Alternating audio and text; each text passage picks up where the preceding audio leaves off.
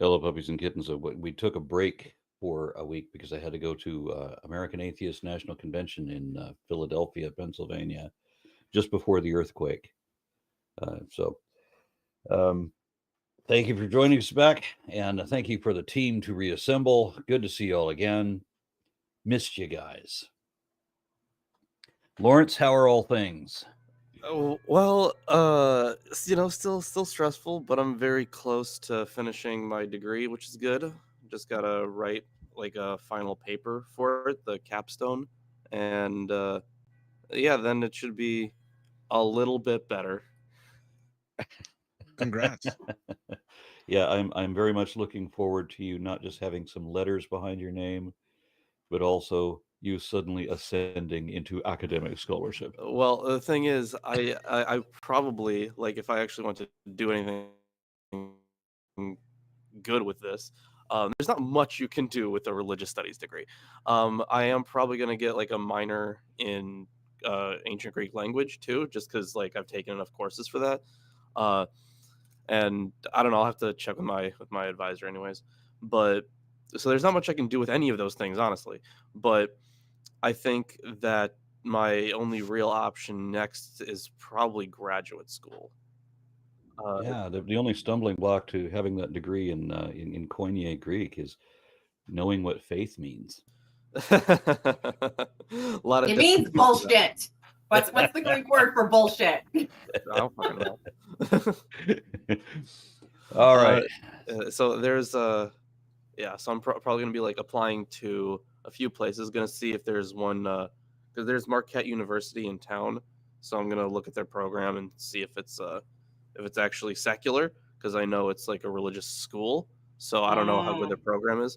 And if that doesn't pan out, then I'll probably apply to UNC or something.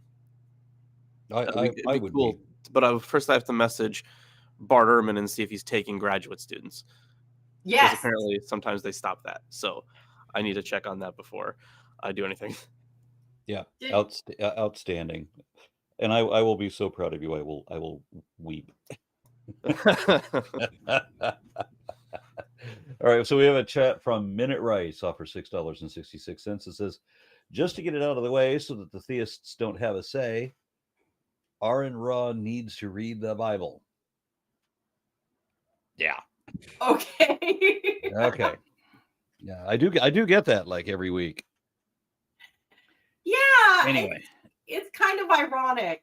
I think the only thing more, I don't know if is it equally ironic to the very first episode where we managed to get like a whole 4 verses of Genesis 1, and someone was like, bet you never did this with the Quran, and you're like, I just finished the entire Quran.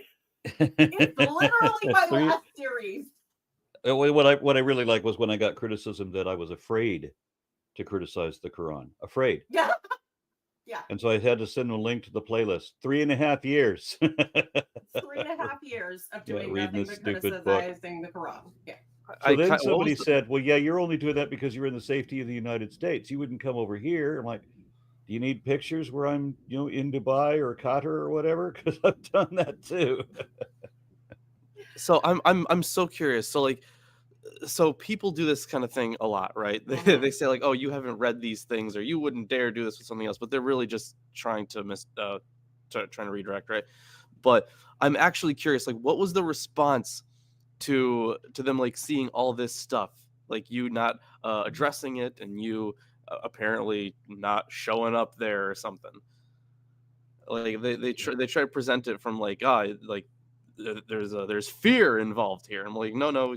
Like you've done this. You've done exactly the things that they say that people are like they're too afraid to do. Yeah, because everything is based on stereotypes, and these are coming from people who never ever admit when they're wrong. They're not even the slightest bit embarrassed by being shown to be wrong. They're so used to it. It's their natural state of being. They project their fear onto you, and then they run away and don't say anything, and then just tell forever the story about how they totally showed you up by calling you afraid and then running away when you had a response that they didn't listen to. Because and Mark, you were going to say and what's ironic is that I think that most Christians would would be afraid themselves to confront Muslims. So they're going to project that onto us as well. I think that's what's going on. And honestly, that's a valid fear in some countries. But at the same time, like just from a pure physical violence point of view, but at the same time, I think it's that they're afraid. It's a distraction tactic because, even Sam Harris said that he thought, the Bible might be the worst moral guide in the world if the Quran didn't exist. Like it's just, you can take the sayings of Jesus and you can get the hippie love and peace out of it. You have to selectively read, but you can get that. You cannot get that with a 7th century warlord. So, it's like, I think Christians feel like as long as Islam is worse, they don't have to confront their own immoralities and dishonesty and inconsistency. It's just like, as long as there's somebody to point to. There's always the argument that, whataboutism, right? So, I mean, if you point out and prove that Fox News is lying, somebody will say, well, CNN lies too, as if that justifies you. So you apparently, that Fox News lies and you listen to them anyway, knowing that they're lying to you, and you're still listening. But it's okay because because you think some other news station has lied. Has some other news station also been hit with a $787 billion settlement, or excuse me, $1 million settlement, while they're also facing a $2.7 billion settlement from somebody else they defamed with their lies? Is that happening? But no, they always go to the whataboutisms to try to justify, and there's never a point of reconsideration. There's never my mother, for example, in her defense of Trump, she said he never lies. So I showed her a video of him bragging about lying, where he bragged about how he lied to the Prime Minister of Canada just to keep the conversation going. He's lying for no better reason than that. And she says, well, he's seen the truth now, or he's changed his ways. Now, Mom, that was last month. I sent that same clip to an American who told me, a Canadian, that Canadians love Trump. And I'm like, no, we hate him. We think you're all idiots and we're terrified of you. And he's the point is that they just don't concede. There's nothing you can ever show that when it coming from a religious, irrational perspective, they do not ever concede defeat. And so when you prove a point like in a religious argument, immediately, rather than, okay, well, you're right about that, they don't say that. They just say, well, what about this? And they want to dart to this other topic without ever admitting that they failed this one. I think too often we get caught following them around too. The few times I've managed to get a control of that in my own life, I just say, so you don't care about the truth. And then all of a sudden they got that admission 2 days ago. Somebody says, give me just the facts. So, and we're talking about evolution. So I start listing out facts of evolution. He's a just the facts kind of guy. That's what he said. And then as I start listing out the facts, he stops me and says, well, he doesn't really care about the facts. Facts aren't going to change his mind. Then why did you ask for just, because it's a show. You're putting up something you already know. You don't even agree with. It's just, you're being fake. Because that's how it is. All right, and then somebody else followed that up by saying that they have a right to believe what is false. So it doesn't matter if you prove it wrong; they're going to believe it anyway. And I've gotten that admission too. So, Saleman offers $4.99 and says, "Hey, Aaron, I bought both of your books. I'm really enjoying them. Tomorrow, I'm seeing the first Omen, even though I'm an atheist. It's all right. I quite like The Shining." Anyway, who's reading today? I feel like for this chapter, Orange should read it. Yeah, he's going to love this. Okay. and so it's read not up just to... a list of Hebrew names. Nope, it's not. Wait, hold on. Is this the chapter we have? It's Eggman? a Hod, son of Gera. Yep. Okay, great. Because that part is pretty fantastic. You're gonna love it. It is. Yeah, Orange is going to enjoy it immensely. So before that, this was one of my dad's favorite stories, which is a little disturbing. Yeah, but it's wild. It is wild. But first, read to 11. Okay, well, I figured you'd want me to stop at 11, actually. Yes. Okay, so These are the nations the Lord left to test those Israelites who had not experienced any of the wars in Canaan. He did this only to teach warfare to the descendants of the Israelites who had not previous battle experience. The 5 rulers of the Philistines, all the Canaanites, the Sidonians, and the Hivites living in the Lebanon mountains from Mount Baal Hermon to Leba Hamath. They were left to test the Israelites to see whether they would obey the Lord's commands, which he had given their ancestors through Moses. The Israelites lived among the Canaanites, Hittites, Amorites, Perizzites, Hivites, and Jebusites, and took their daughters in marriage, and gave their own daughters to their sons, and served their gods. The Israelites did evil in the eyes of the Lord. They forgot the Lord their God, and served the Baals and Asherahs. The anger of the Lord turned against Israel, so that he sold them into the hands of Cushan Rishathaim, Rishathaim. king of Aram, and Naharaim. It's and one. Never mind. It's like 2 words designating one place. Yeah, I'm Aram sorry, I Naharaim. am torturing Tomer deliberately. I'm sorry. Yeah, Aram Yeah, Naharaim. explain. Aram Naharaim. Sorry. to whom the Israelites were subject for 8 years. But when they cried out to the Lord, he raised up for them a deliverer, Othniel, son of Kenaz, Caleb's younger brother, who saved them. The Spirit of the Lord came upon him, so that he became Israel's judge and went to war. The Lord gave Cushan Rishathaim, king of Aram, into the hands of Othniel, who overpowered him. So the land had peace for 40 years until Othniel, son of Kenaz, died. Yeah, a lot of interesting stuff here. So I'm not gonna have. I'm gonna have a little bit to say about like the places listed beforehand, but the stuff about Othniel, if I remember properly, he is the only Judite. The only Judite judge in this book. So the interesting part about that is like we get this whole thing at the end there, like the land being tranquil for 40 years, right? So there's peace.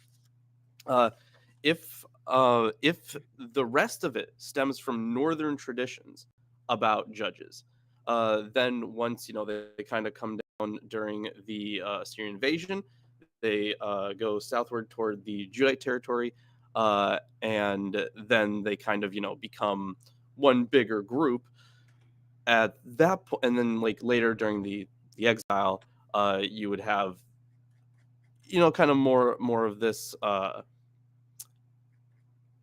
Judite focused writing.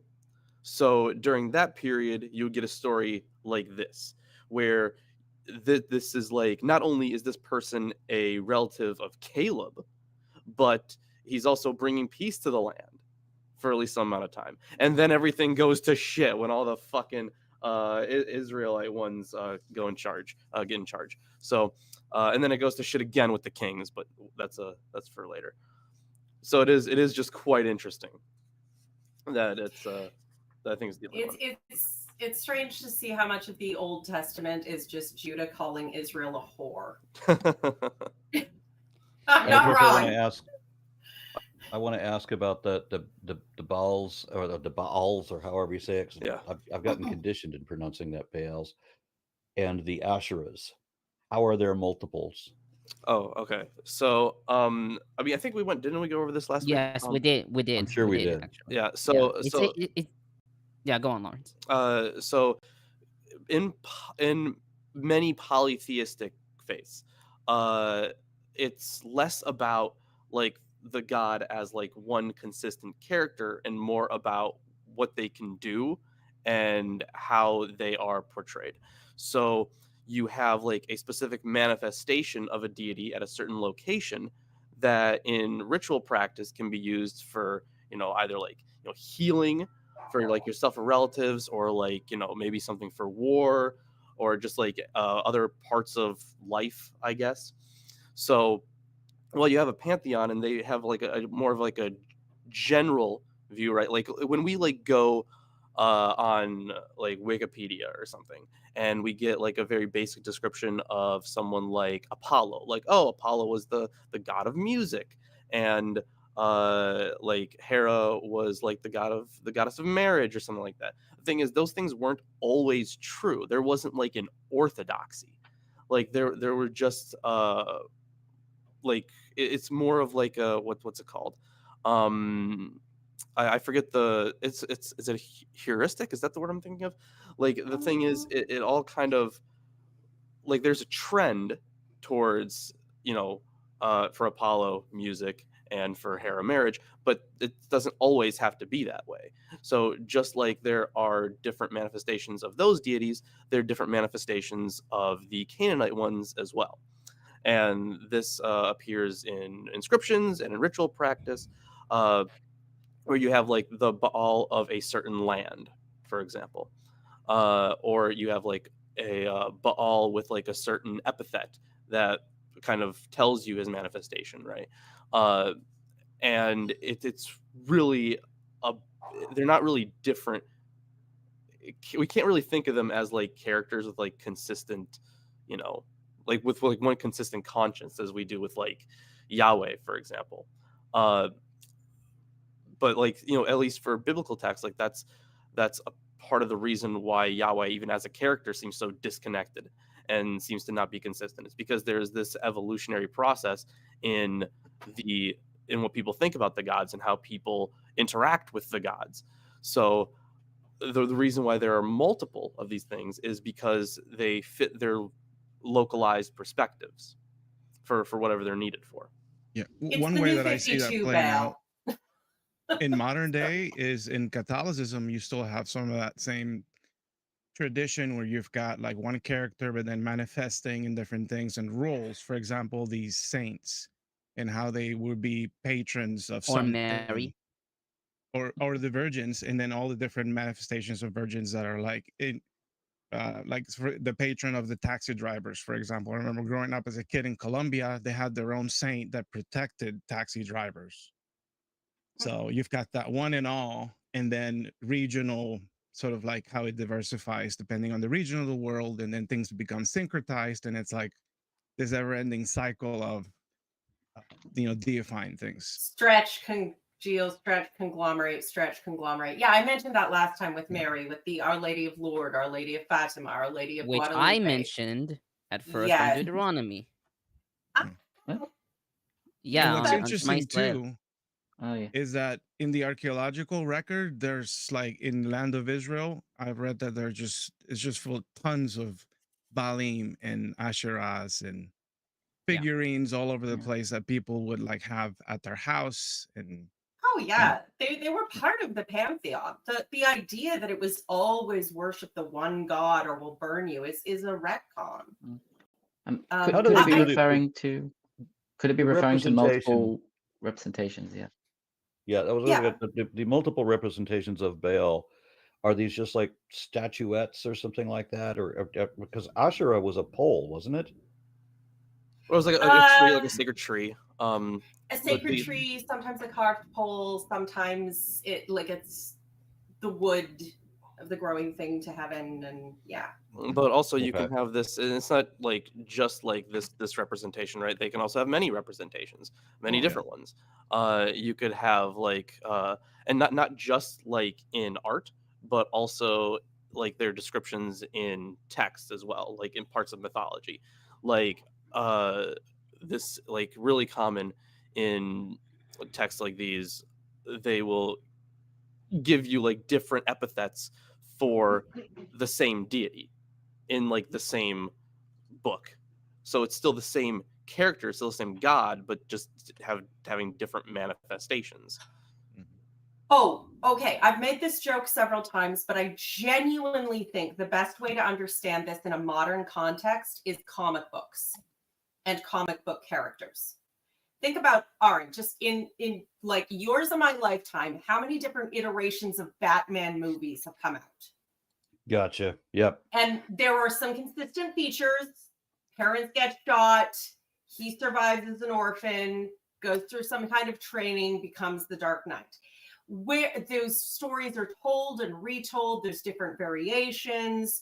They're like the Joker, your Heath Ledger's Joker is very different from Jack Nicholson's Joker, but it's his nemesis is still the Joker, and there's some consistent features there. Yeah, like I made the joke about the New 52 versus the 616, same kind of thing. It's you get a character that is retold. Some elements are consistent, some elements are played with in different ways. That's exactly this process, except it's God's. Mm-hmm. Yeah, it's important not to look at these things as a monolith, because like now with like during the age of technology and we have like mass printing, right? It's a lot easier to come up with like a monolithic view of these things. But in the ancient In world, which all three Spider-Men will meet each other. oh yeah. Come on, that was kind of awesome.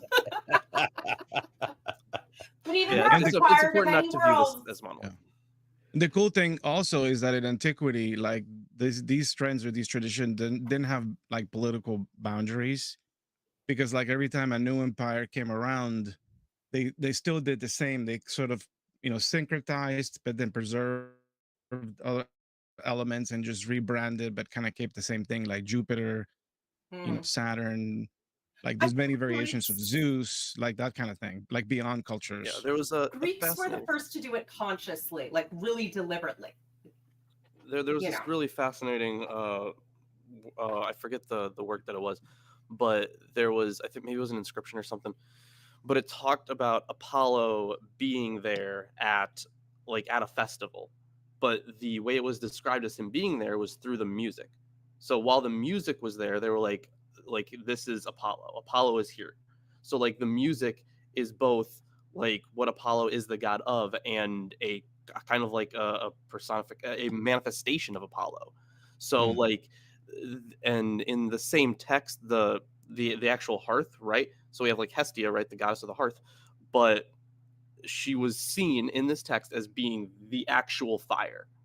So like these, like the relationship is just very different, and our minds have kind of been tainted by this monolithic view of religion and belief, where you can only have like these characters in this one certain way, but it wasn't always like that. We are kind of doing ourselves a disservice by looking at those faiths through the modern lens like that, because we just lose our understanding of it.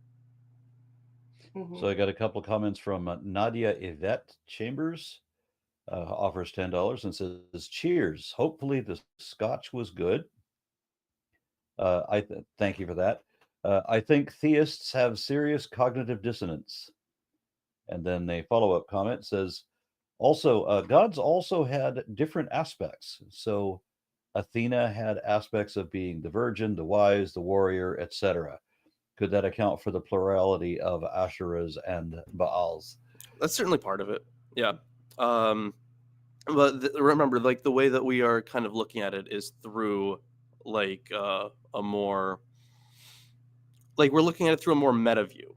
We're trying to get like the big picture, but the thing is, like, if you're just looking at the big picture, you miss out on all like the weird nuances. So like while like overall, yes, it's true, but like that could change from place to place. Okay, so like, campy 60s comedy Batman versus 90s brooding Dark Knight. So is it possible, let's say, like in a few hundred years, like there might be more multiple versions of Jesus. There might be Jesus, God of crackers, like grape Lego juice, and wearing funny hats. Adam West keeps popping up in the background. Okay, so I'll start my commentary.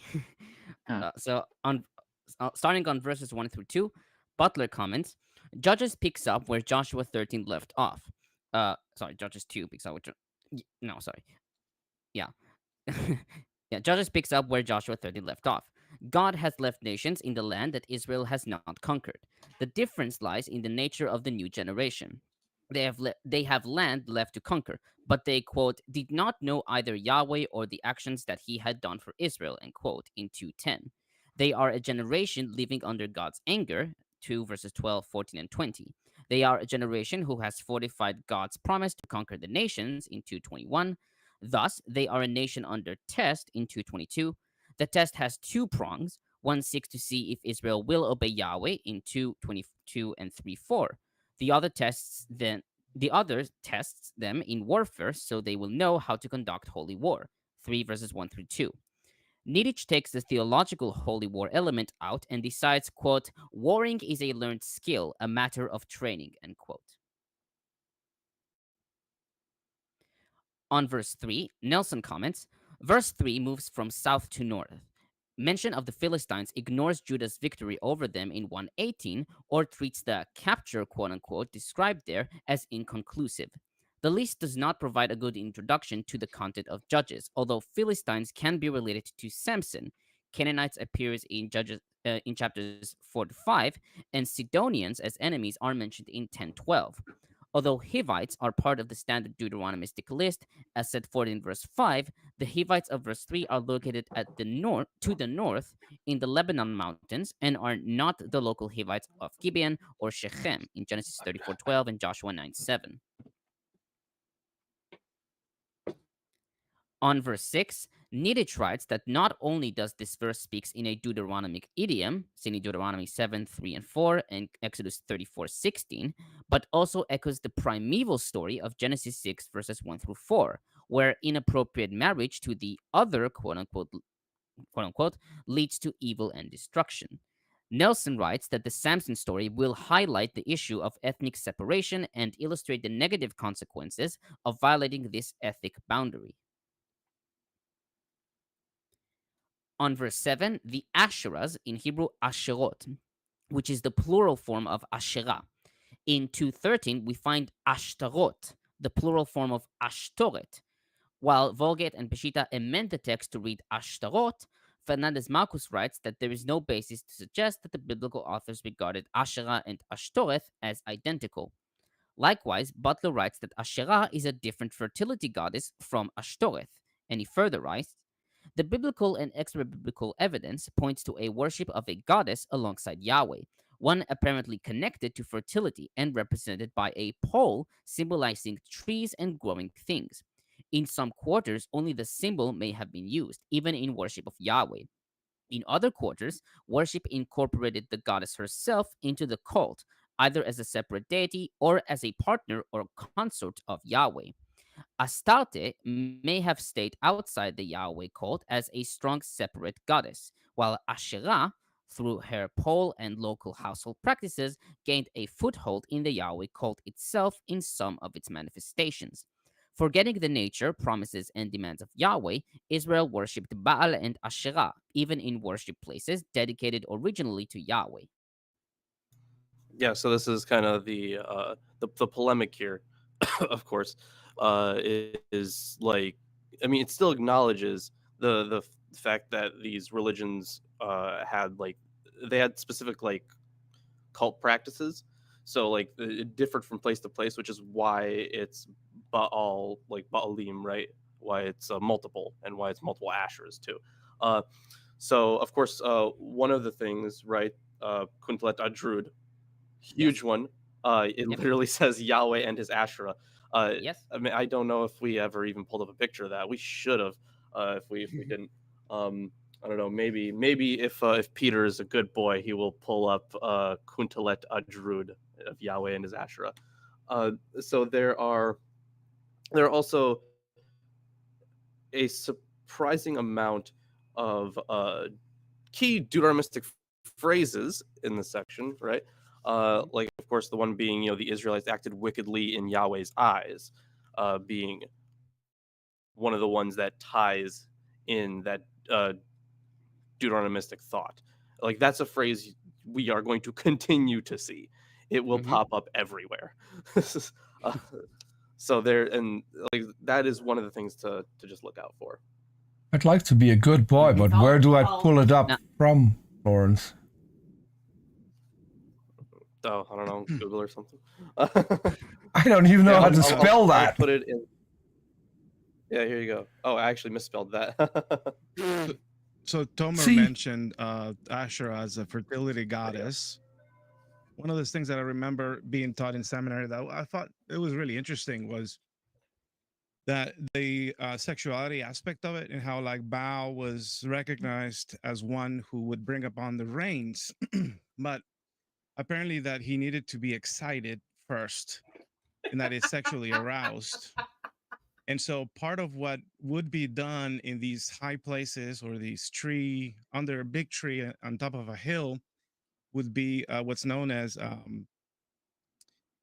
these ritualistic orgies. So you have like temple prostitutes that would have sex out in the open with the hopes of arousing Baal, at which point he would then masturbate and fertilize the clouds that would then bring upon the rain. So that was the competition that the Israelites had in the in the ancient days, as to how do we So attribute all the blessings, right? God is an incel confirmed. Yeah. He was not Okay. invited to the rain orgies. He was not, yeah, because it It was was a all bummer. about Baal, apparently, in the ancient Canaanite. Okay, now on verse 8, Kushan Rish'atayim. The name means doubly evil or wicked Kushan. Kimchi writes that this was his name, but he adds that Rish'atayim could be a place name. He quotes from Midrash Tehillim 61, which says that he's called Rish'atayim because he's the second wickedness to strike Israel, the first being Balaam. The Targum reads Kushan the sinner. Abravanel, followed by Amit, writes that the double form Rish'atayim indicates a very evil enemy. Nelson writes that the name is a pejorative and reflects the world of storytelling. He also notes that Kushan apparently was a southern desert group associated with the Midianites, according to Habakkuk 3:7. Sasson notes that some scholars amend Rish'atayim to Rosh Atayim, chief of Atayim, or Rosh HaTemani, chief of Teman. And Origen interprets the name as humiliation, which I have no idea how he got that. Shame is kind of a Lawrence, main theme in Christianity. Lawrence, that Yes. what you're looking for? Yes, it is. So the characters there in the inscription.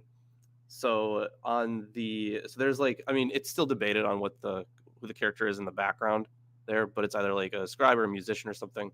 It's debated, honestly. Like I've seen arguments back and forth for it. But then the two main figures in the foreground, one on the left is Yahweh, and the one on the right is Asherah. So, and the inscription literally says Yahweh and his Asherah. I mean, it looks like the figure on the right also has an extra leg going on, but maybe I don't know. A dick. I'm Yeah. the only one who's slightly worried about the dog giving the bull a blowjob. I think it's a calf. But the actual inscription is Yahweh and his Asherah. Yeah. So whether you like it or not, that's there. Hey, maybe he's into chicks with dicks. Okay, I'll continue to that same verse. Sorry. Okay, I'll continue to that same verse. Aram Naharaim. Nelson comments, Aram Naharaim is northwestern Mesopotamia. Without the added designation Aram, this area is known from Egyptian sources as the area of northern Syria near the Great Bend of the Euphrates and the Chabor River. The prefixed element results from the region coming under Aramean control at the end of the Late Bronze Age. This locale appears in Genesis 24:10 in connection with Abraham's brother Nahor, in Deuteronomy 23:5 in the Old Testament 4 as the home of Balaam, and in the superscription of Psalms 60 as a military foe of David. Mention here may echo Israel's difficulties with various Aramean kingdoms in the monarchy period. It appears in verse 10 simply as Aram. Rhetorically, the enemy's origin in Mesopotamia communicates that this foe was a world-class power. Now about Othniel. So I'll first start with Origin, who has a very interesting observation about Othniel, or at least how he sees Othniel. So he writes, because we already said that a certain spiritual identity can be found in King, he calls it Kusarastaton, based on the Septuagint, but it's Kusharashtaim, as one of the adversaries and a prince of the, quote, powers of the air, end quote, Ephesians 2:2. It seems to me fitting to say that Othniel, likewise, who was raised up to deliver the people, is a member of the host of heaven and of the throng of archangels who are sent to support those who receive the inheritance of salvation, according to Hebrews 1:14. These angels are saviors, moreover, designated under the form of Othniel or Ehud. For, as we have often shown, we do not fight alone against the powers of the enemy, but good forces and powers are also sent to our aid by the Lord. So I thought Othniel was an archangel. He's reading the New Testament into it for sure. Yes, he is. What do we make Funny of the how whole Origin spirit of does the that. Lord descending upon him? What do you guys make of that? Where was it? Oh, I actually have a comment on this, but I didn't reach that. So Okay. Trevor and Wright comment. Are you done? Go. No, but please continue. Trevor and Wright says the role of Israelites are always in conflict with neighboring tribes like the Canaanites, the Hittites, and what were other nations' approach to the evolution of belief and resistance? What are there other approaches to the evolution of belief and resistance? Yeah, it sounds like the people with the Baals, the Baals and their Asherahs and whatever else, just eventually got stomped out of existence. Not entirely, but yeah, a lot of their records were lost. Lawrence had that one class that we all wanted to take before it got canceled on Hittite history. Literally, I was talking to the religious studies, like the guy who heads the board for that, and I was so excited for that course, and he didn't even know that was a course that was being offered, and he was shocked that he was like, yeah, you're probably the only one that signed up for that. Which is Did you not tell them there was 6 of us? I want to go.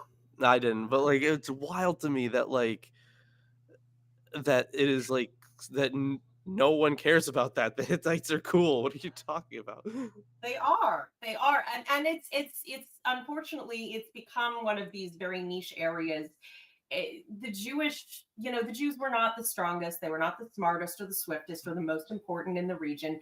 They're just the people whose mythology largely survived, honestly, partly because Christianity, but also partly because when they were coming back from the Exodus, they, drew together these disparate parts and made a retconned narrative that drew them all together. And so it's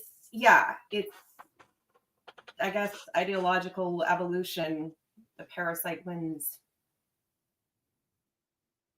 And then we have a comment from M. Doug who says, who offers 10 pounds and says, for Aaron, what has feathers and sends you quickly to your end of days? A velocity rapture. Oh. And he added an apology. Oh, yeah. Yeah, and I think that's... There is one more. Okay. Yeah, agnostic till not... That says, Aaron, what are you sipping on today? Today is just water right now. Because, for me, it's we start the show at 11 in the morning. I'm rarely already drinking by 11 in the morning. But I'm sure it's noon somewhere. Yeah, it is. It's 5 o'clock somewhere, too. That's the great thing about a globe. Aaron, you know that no theist is going to believe that you're drinking water, right? I mean, that can't be true. What do you want me to do? Pour it out? Could be vodka. And Doug, I sentence you to watch the Left Behind movies, the Kirk Cameron ones. For that fun. Oh boy. Okay. Cruel and unusual punishment. Yeah, thank you. I'll continue. On that verse on Othniel, so I have a comment by Butler who writes, Othniel is too frequently seen as an afterthought in the book of Judges because of its framework's lack of detail. More recently, L.G. Stone has shown how Othniel sets the standards by which all other judges must measure themselves. Othniel places the tribe of Judah at the head of the list of deliverers, just as it stood at the head of the list of tribes who would go up to conquer for Yahweh, 1 verses 1 through 2. Othniel lets God remain in center stage.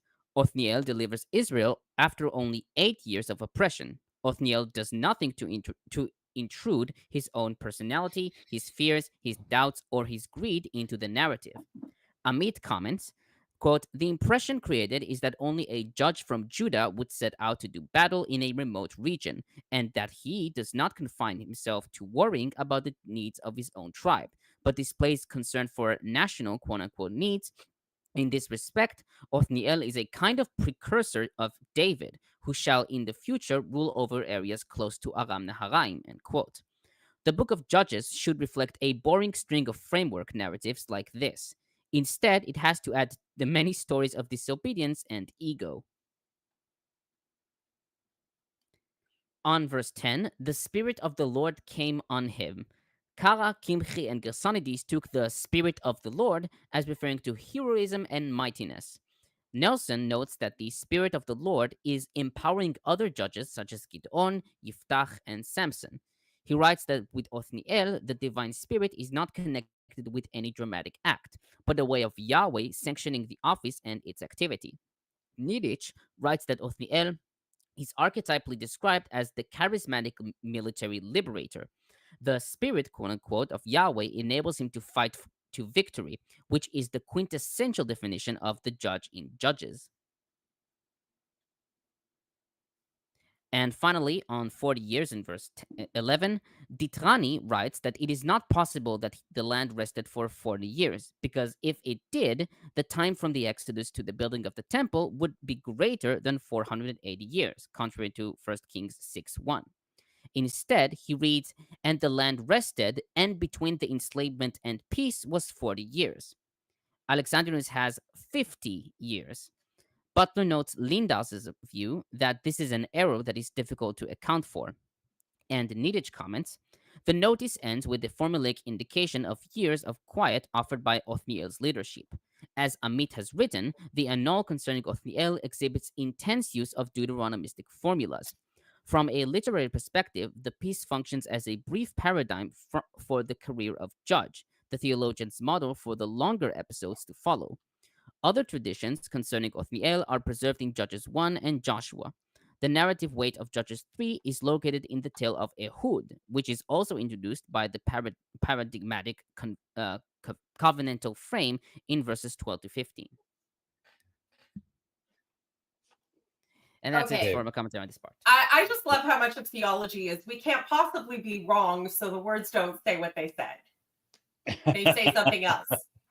Shut up. on that point, did I understand this correctly that is supposed to be from Exodus to the building of the temple was 480 years? According to 1 Kings 6:1. Okay, so when was the building of the temple? I can't remember. The first temple. Okay, that would have been because I'm trying to place when they decide that Exodus is. That would have been in the reign of Solomon. So that would have been in the 900s, I want to say. Yeah, I think generally Christians and Jews have a different year for most events before 587 BC, something like that. It's still How so can that happen mythological at that point. I don't know that we could really give an accurate date for any of it. I'm just wondering how you have different dates when they're both the absolute truth. Because there are numbers that are kind of vague sometimes, and I think like Jewish tradition will say there was exactly, let's say, 400 years from Isaac to the first temple. I don't remember something.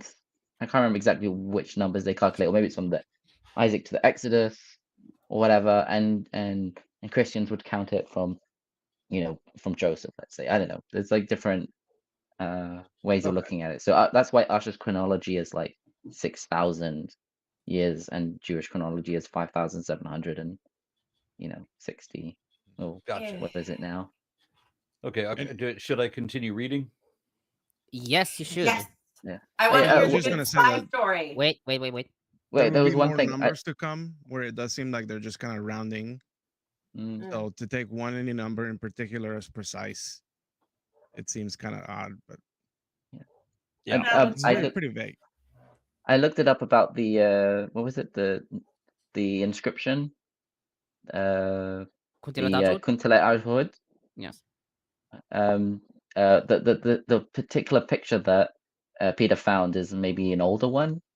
So most of the pictures that you'll see is not an actual photograph of the inscription. It's a drawing, like an etching or whatever you want to call it. Yeah. And that one's an earlier one where they thought that the character on the right did have a penis, but they checked it again and there was nothing there. Okay. So it's unfortunately, Status it's penis. yeah.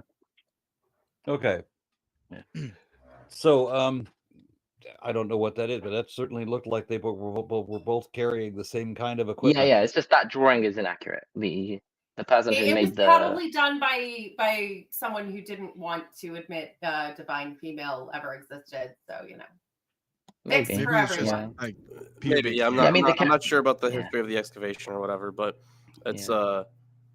I'm just yeah. Either guessing way, based on the entire inscription is history of exactly the patriarchy. same. So Well, it's not identical to. I'm saying the picture that we had Right, that yeah. we were showing I mean is slightly different.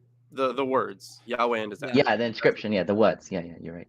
I mean, they're not everything isn't there. Like a lot of the letters are clipped and stuff, but it's easy to tell which letter it's supposed to be. So Okay, I will continue. Again, the Israelites did evil in the eyes of the Lord. And because they did this evil, the Lord gave Eglon, king of Moab, power over Israel. Getting the Ammonites and Amalekites to join him, Eglon came and attacked Israel, and they took possession of the city of palms. The Israelites were subject to Eglon, king of Moab, for 18 years. Again, the Israelites cried out to the Lord, and he gave them a deliverer, Ehud, a left-handed man, the son of Gera the Benjamite. The Israelites sent him with tribute to Eglon, king of Moab. Now Ehud had made a double-edged sword about a cubit long, which he strapped to his right thigh under his clothing. We'll talk about that in a minute. He presented the tribute to Eglon, king of Moab, who was a very fat man. Yeah. After Ehud presented the tribute, he sent on their way those who had carried it. But on reaching the stone images near Gilgal, he himself went back to Eglon and said, "Your Majesty, I have a secret message for you." The king said to his attendants, "Leave us," and they all left. Ehud then approached him while he was sitting alone in the upper room of his palace and said, "I have a message from God for you." As the king rose from his seat, Ehud reached with his left hand and drew the sword from his right thigh and plunged it into the king's belly. Even the handle sank in after the blade, and the bowels discharged. Ehud did not pull the sword out, and the fat closed over it. Then Ehud went out on the porch to shut the doors of the upper room behind him and locked them. After he had gone, the servants came and found the doors of the upper room locked. They said he must be relieving himself in the inner room of the palace. They waited to the point of embarrassment, but when he did not open the doors of the room, they took a key and unlocked them.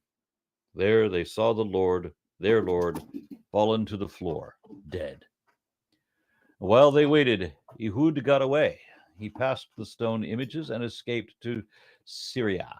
Sarah, is that? It could be Syria. Seira. Sarah. When he arrived there, what? Seira. Seira. Yeah. No. No. Seira, not Seira. Seira.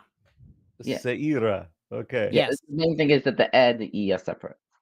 Yes. Okay. Yeah. That's... All right. When he arrived there, he blew a trumpet on the hill country of Ephraim, and the Israelites went down with him from the hills, with him leading them. Follow me, he ordered, for the Lord has given Moab, your enemy, into your hands. So they followed him down and took possession of the fords of the Jordan that led to Moab. They followed no one to cross over. They allowed no one to cross over. At that time, they struck down about 10,000 Moabites, all vigorous and strong. Not one escaped. That day, Moab was made subject to Israel, and the land had peace for 80 years. After you killed off 10,000 people. And the reason you couldn't kill off 10,000 people the day before was because Fat Man was in the way. Somehow. Yeah, it's well, if you have a fat king, obviously you will win every battle. Although it's very interesting the whole, focus on it being on his right thigh, because most people being right-handed, they would have searched his left side for, patting him down for weapons or looking for that. I remember being taught that by putting his hand, or maybe this is a separate story, where they put the hand on the same side, because that you wouldn't draw a sword from the same side, but you might draw a message scroll out of your same side. So it's like, oh, here's a message.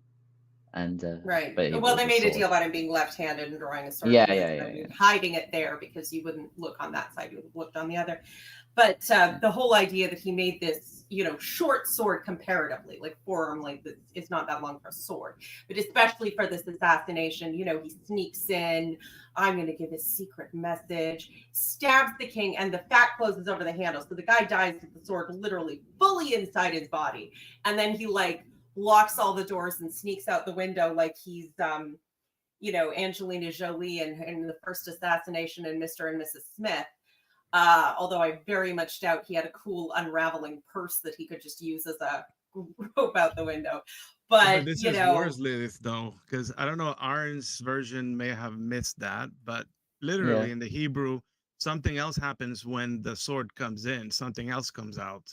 Yeah, I know. Yeah. I was. Wait, it says that his bowels discharged. Yeah, but the thing is, the Hebrew here is it's a bit difficult. It's haparshdona, and some take it to mean feces. So the poop. Well, it says and out. And it went out. And the filth. The JPS renders it, and the filth came out, and. And I have a comment on this, extensive comment on this, actually, because that is just... It's a weird word. The comment on this from some commentators is a bit odd. There's some interesting language in this chapter. Yeah, it's almost Persian, but I don't think... It's actually Akkadian, if I remember correctly. It's unusual even that they would feel the need to mention it, because people who fought in battles would know that a lot of things are let loose when you die. So, well, there's a bit more to that. There's more. Yeah, there's a lot going on just in this in this one narrative, honestly. So firstly, the good old Eglon, right? Yes.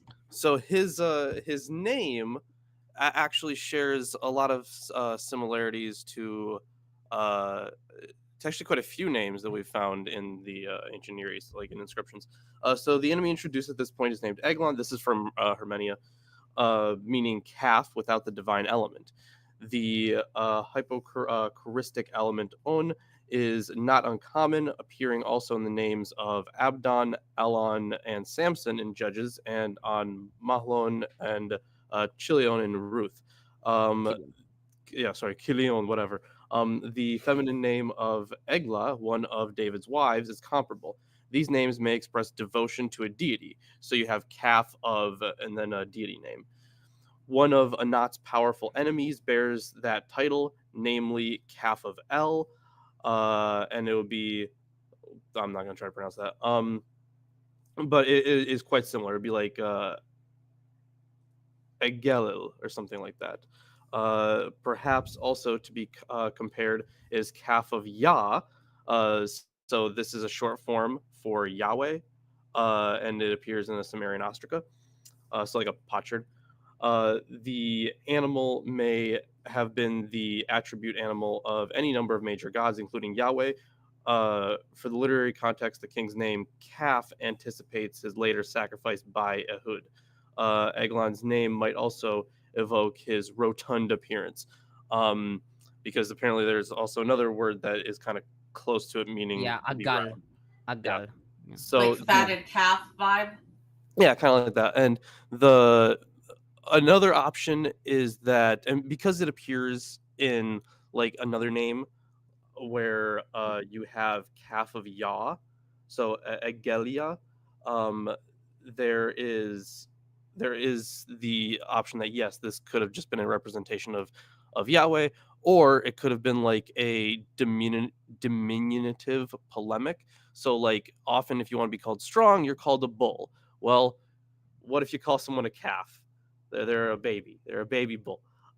So like it could be that kind of polemical usage as well.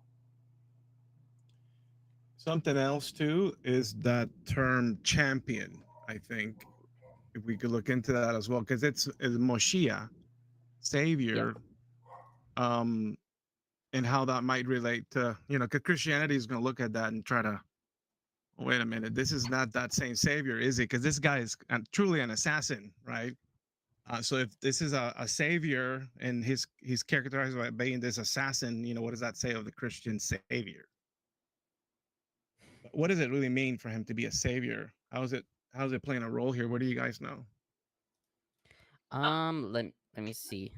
I mean, if you look at the narrative, by killing the king, he obviously caused chaos in the court. Fair enough. You find your king assassinated, everything's thrown into a bit of a kerfuffle, and then that's a good time to strike with war because everything's, everyone's on their back foot. But yeah, it's hard to pull any of this into a Jesus-y type of savior unless you take everything as a metaphor for Jesus slaying the evils of sin with his mighty sword of yada yada yada yada. Well, what verse does it say that he was a champion? Verse 15. Verse 15. Thank you. Yeah, I'll also look into it. Yeah. He raised a savior for them. Yeah. Well, let's just see what Hermenia says. Maybe it's got something on it. I'll also look into this. I always check Hermenia. They just do the best. I have all the commentaries as well. Right. Yeah, and that's that same term that Isaiah uses, for example, in 43 verse 3, for I am the Lord your God, the Holy One of Israel, your Savior. Mm-hmm. So it's part of that prophetic, sort of end times literature as well for Yahweh in the case of the prophets. Then, of course, Christianity takes that and said, well, this is really the Savior is really Jesus. Yeah, I actually I didn't find any ancient Christian commentaries on the savior bit. I wonder why. Well, you'd think they'd probably pull something out, right? So. Yeah. I have a comment on Butler. We meet our champion Ehud, a left-handed Benjamite. This sets him up as the representative of the smallest tribe and of the tribe from which Saul will come. Jericho stood in Benjamin's tribal allotment. Ehud is not described as a judge, in Hebrew Shofet, but as a Moshiach, deliverer. His name may mean "where is the glory or majesty." I don't know. That's something else. Okay, but yeah, he notes that he's not called a Shofet. Wait, question. Could this have just been, because the other term that's similar to it is Meshiach, right? And that's anointed one. Uh-huh. Yeah, but I mean, I don't think they anointed. They were at the stage of anointing people. Right. They of course not. But during the time of writing, they certainly were, because David is referred to as actually David and Cyrus during this period are both referred to as Meshiachs, right? So during the time of writing, it would have been. So if we're to interpret this as maybe this is a misreading, so like could it have originally been Meshiach instead of Moshiach? Am I saying that right? Moshiach? No, there is no the Ein and Chet. No, I don't think so. No, it wouldn't, because Moshiach is spelt with like extra letters here. It's definitely Moshiach. Like Moshiach would never be spelt with like a vav in the middle.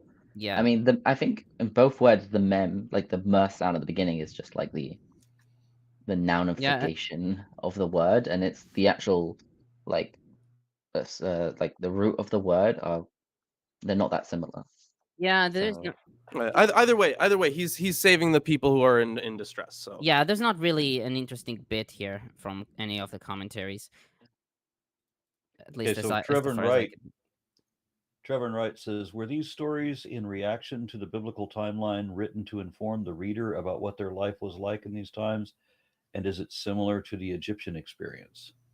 So I mean, the Egyptian experience is mostly a fabrication, but the idea of, you know, if it's written to inform the readers about what the life was like at the time, the thing is, these are propagandistic writings. So the author is compiling, or, you know, writing, or probably both actually, this history, right? And in its certain setting, at the time that it's being written, they're trying to tell you something. And the thing is, it's not written for us; it's written for the people back then. So if you want to, for example, get like a big push for some kind of nationalism, right? Some kind of independence or whatever, you might write a work that has a bunch of nationalistic tendencies and a bunch of, you know, putting one group of people over another. You like we get that in so many like, you know, kind of maybe you want to call them mythohistories, I don't know. Any ancient historiography, that's where you get like a ton of it, because it's far more politicized. So it was definitely not to tell those people what their experience is like, because they already know what their experience is like. They're living at the same time and place. It is mostly like supposed to be this unifying kind of document, like a oh, what are those fucking called? Oh my god, why am I blanking on this term? No, you know, I'm blanking on it. If I remember it, I'll tell you. yeah, there definitely seems to be a bit of like, let's fill in all the gaps between Manifesto. these. That's okay. Manifesto. Yeah, there you go.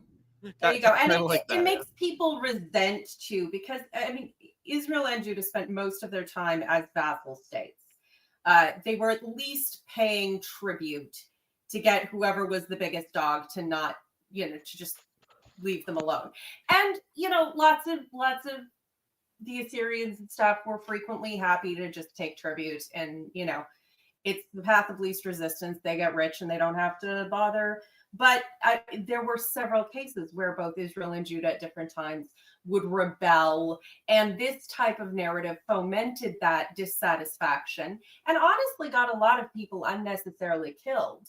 You look at the days of Hezekiah and Israel being, you know, Samaria being destroyed. And then, you know, they make up this story about how the angel killed all of these evil Assyrians who were coming here because Jehovah is so strong. Well, in reality, they paid massive amounts of tribute, according to Assyrian records, married off 3 of his daughters to the king, possibly also poisoned the water supply for this besieging army and let the Assyrians destroy most of their nation first. And then they went away. So, you know, it's like, it's just fomenting discontent and frustration because, you know, we should be the big dogs. We aren't, and it's not fair.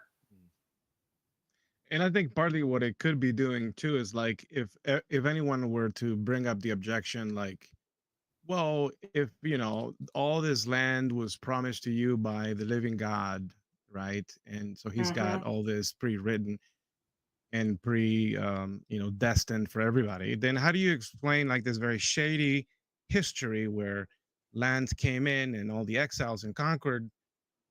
Well, you know, it's partly because of this and partly because they needed some, you know, boot camp training, so we're going to let them get defeated. Partly because, you know, they allowed idolatry. So it's like sort of filling in the blanks for justifying why perhaps they never really they have like this definitive land that, you know, became sort of like this you know, impenetrable fortress because they were never completely under their own control. Yeah, same thing. Mhm. And I mean, how much of this just reeks of, well, you don't have what we told you could expect from God, and it's all your fault. I mean, just so much. A little bit with the, they need training, but so much more of the it's all your fault because you dirty heathens worshipped the wrong blah blah blah blah blah. It's just religion is the worst. Okay, I'll start my commentary. First on verse 12, Eglon. According to Rabbi Yossi in Talmud Horayot 10b, Ruth was the granddaughter of Eglon, who was the grandson of Balak. In the Hebrew, Eglon means young bull or calf. Butler writes that the editor blatantly makes a pun or an ironic comparison. He also writes that the phonetic pun might be stretched to include agol, which means round. Sasson writes that basing the name on calf, Egel, is very plausible, as many names in the Bible are constructed from animals.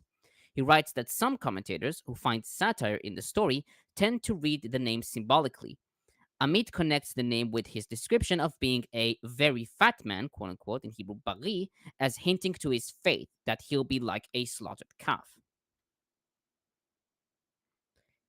On verse 13, the city of palms. Most commentators identify it as Jericho. Miami. Of course, Mormons. Sasson writes that if it is Jericho, then Eglon's initial success struck deep into Benjamin territory, if not also Israel's psyche, as Joshua had made Jericho a paradigm for the conquest of the promised land. On that same verse, they took possession. Septuagint, Vulgate, and Vitus Latina read, he took possession. This reading is favored by Fernández-Marcos and Lindas based on the singular verbs in this verse. Nelson and Niditch, however, prefer the MT. The plural is preserved by the Peshitta and Targum. On verse 14, 18 years, Sasson notes that 18 years has significant parallels, but of particular interest is the 18 years of Josiah's reign when Hilkiah discovered the scroll of the Torah of Yahweh in 2 Chronicles 34, verses 8 and 14. Nelson writes that 18 years may represent calculations used to balance out the chronology to its intended total of 480 years. On verse 15, Ehud, son of Gera. Ehud is taken by some to be a shortened form of Achihud or Avihud. My brother or father is majesty. Butler suggests reading the Aleph of Ehud as the interrogative where, and so where is the majesty? The tribe of Gera is mentioned in the genealogy of Benjamin in Genesis 46:21 and 1 Chronicles 8:3.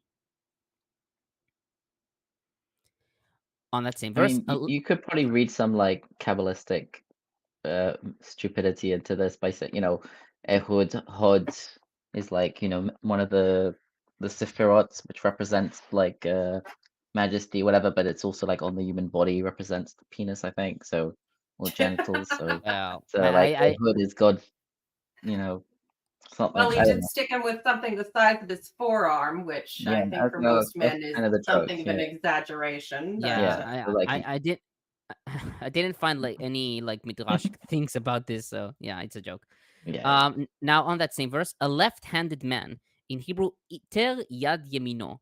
The verb iter generally means shut up or bound, according to Rashi, Kara, Kimchi, Biblia Dictionary, and thus it refers to the right hand being bounded. So iter yad yemino literally means his right hand is bounded, quote unquote, which means left-handedness. The same verb appears. How do we know it means left-handedness and not literally, he was someone who his right hand didn't work, or, Because of the name, because of the word iter. Right. Oh, so it's only used in it's not used in a literal way. It is. I mean, it appears also in 2016. Yeah. Okay, I would have thought it makes more sense, for the king to let his guard down because he's got someone who can't use their right hand, rather than, or at least appears not to. Sorry to interrupt. I was just noticing something in the comments. Someone said the Bible was written in Aramaic. Yes. No. Only this part Daniel. of the Bible. Part of it. Like only this part of the Bible was written in Hebrew. Right. Yeah. part of like Daniel was written Yeah, and in Ezra. Aramaic, and Ezra, and that's it. And Yeah. in the days of Jesus, they would have spoken Aramaic, but that part is written in Greek. So Right, yeah. the Hebrew is actually highly relevant here. Yeah, there's no Yeah. Aramaic original to the Gospels. Okay, I'll continue on the commentary. The same verb, I'm still on the left-handed man. The same verb appears in 2016. Quote, 700 picked men were left-handed, itel yad yamino. Every one of them could sling a stone at a hair and not miss, end quote. Based on 1 Chronicles 12:2, some read iter as ambidexterity, like the Septuagint, Vulgate, and Vitus Latina. As a result, Jerome wrote that Ehud had 2 right hands. Yeah. A great way of expressing it. Yeah. Peshitta reads crippled and Targum withered. Most commentators, however, take it as referring to left-handedness and note the play on the words Benjaminite, Yamini, and his right hand, Yad Yemino. And Niditch comments, left-handedness is an excellent warrior's weapon against the right-handed majority. In Israelite, as in other traditional cultures, the left side is also the symbolic dark side, the marginal, underhanded side of the body, as indicated by ritual preferences. See Exodus 29 verses 20 and 22, Leviticus 7:32, 8 verses 23 and 25, and Ecclesiastes 10:2.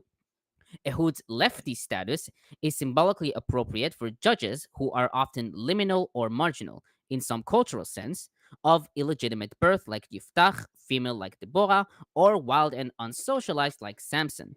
The left-handedness also allows for the particular deception in this pattern of the trickster. See also the modern English words sinister and dexterous. Yeah. On that same verse, tribute in Hebrew, mincha. The word can mean gift, but can also refer to a grain offering, as seen in Leviticus and Numbers. Thus, Butler writes that the term is, quote, certainly a pripo for King Eglon and his appetites, end quote. Kimchi and Abavanel wrote that this tribute is given so that Eglon may trust Ehud. On verse 16, double-edged sword about a cubit long. The word for double-edged is shnei piyot, literally 2 mouths. Sasson writes that double-edged weapons had existed since antiquity. For example, the goddess Inanna used a serrated double-edged sword to dispatch Ebich. Their capacity to injure had become proverbial, as in Psalms 1496, Proverbs 5:4, and Hebrews 4:12. The exact length of cubit in Hebrew gomed is uncertain, and the rendering of cubit amma is supported by the Targum and traditional commentators. Septuagint has a span in length. And Niditch gives a very interesting interpretation. Quote, as in Judges 4, in the context of guerrilla warfare, an act of deception begins to weave an erotic theme that links the sexual with the aggressive and agonistic.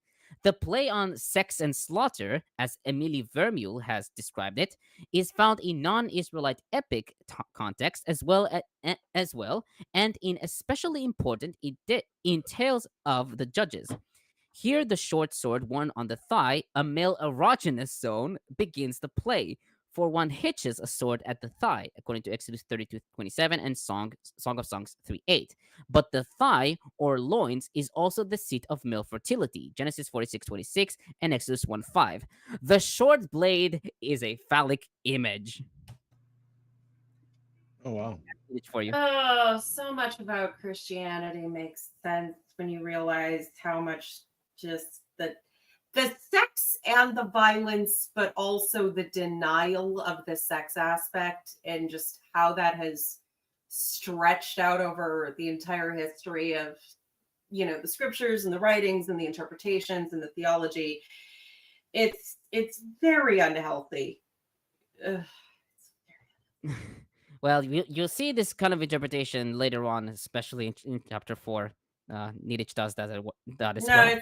And I'm not arguing. Like, it's the erotic fantasies of violence connection is something that has been quite evident through many religious lenses and interpretations, and the amount of energy spent denying the erotic aspect of it is also quite telling. But yeah, this is Yeah, maybe it was more like that first scene in Mr. and Mrs. Smith. I get the impression of that, as we were discussing before we started broadcasting, the probably brightly colored spandex outfits. Hmm. Hey, I mean, in the Mrs. Smith, she was wearing like dominatrix leather, and have we been a bad boy? Have we been Also, selling weapons? I should note that the Hermania commentary is by Mr. and Mrs. Smith. So, True. Makes Yeah. sense. okay, I'll continue. I'm going to go watch that movie this afternoon. Yeah. Okay, I'll continue on verse 17. Eglon was a very fat man. The word translated to fat is bari. Commentators generally take it to mean fat, as seen in Targum, Kimchi, Ditrani, and followed by the dictionary, Amit, and Butler. Sasson notes that bari most often applies to animals, as seen in Genesis 41:2 and 1 Kings 5:3, or to plants, Genesis 41:5, that are nice and healthy. Likewise, Nelson writes that the word indicates healthy or robust in Psalms 73:4 and Daniel 1:15. Ibn Kaspi rejected reading it as fat and read it as, I'm quoting this from the original Hebrew, at least that's my translation, completeness of the material according to the sex, which I speculate might be the ideal male figure. Well endowed. Yeah. The Septuagint has very handsome, and according to Fernández-Marcos, Septuagint seems to derive bari from the verb bara, to create, i.e. well made. And the Peshitta has very stupid. I mean, yeah. And that explains some other aspects of the story. Yeah, it could. I mean, yeah, but I feel like you can't really argue he wasn't fat when the whole sword disappeared inside of him. Like, I could definitely stand to lose a few pounds, and nothing bigger than even a steak knife you'd notice. Like, it's not going away. Oh, and when I first read it, I thought it was like a bit ironic. Oh, he was very fat, if you know what I mean. Or like very healthy, if you know what I mean. Very healthy, yeah. Like Yeah. I was like wondering if it's maybe like a taboo thing. Like you don't want to Yeah. say he was a beast, so you say he was healthy. Yeah. And I think, Being although fat, there is yeah. no actual standard on average, they figure that a cubit is roughly 22 inches. Yeah, Although but I of think course the it word they varies. use, gomed, could Gomed. I think some say means that it's a smaller than a usual armor or something like that. I just went Like an through it. armor is like from the elbow to the ends of your fingers, and a gomed would be more of a fist to the elbow. Still, this is going all the way inside his body, and like the fat is closing over the handle. So that is not a muscular, slender man. It's hard to find a stout kitchen knife that you could entirely hide in somebody's body. I feel like you'd have to be really healthy to take that.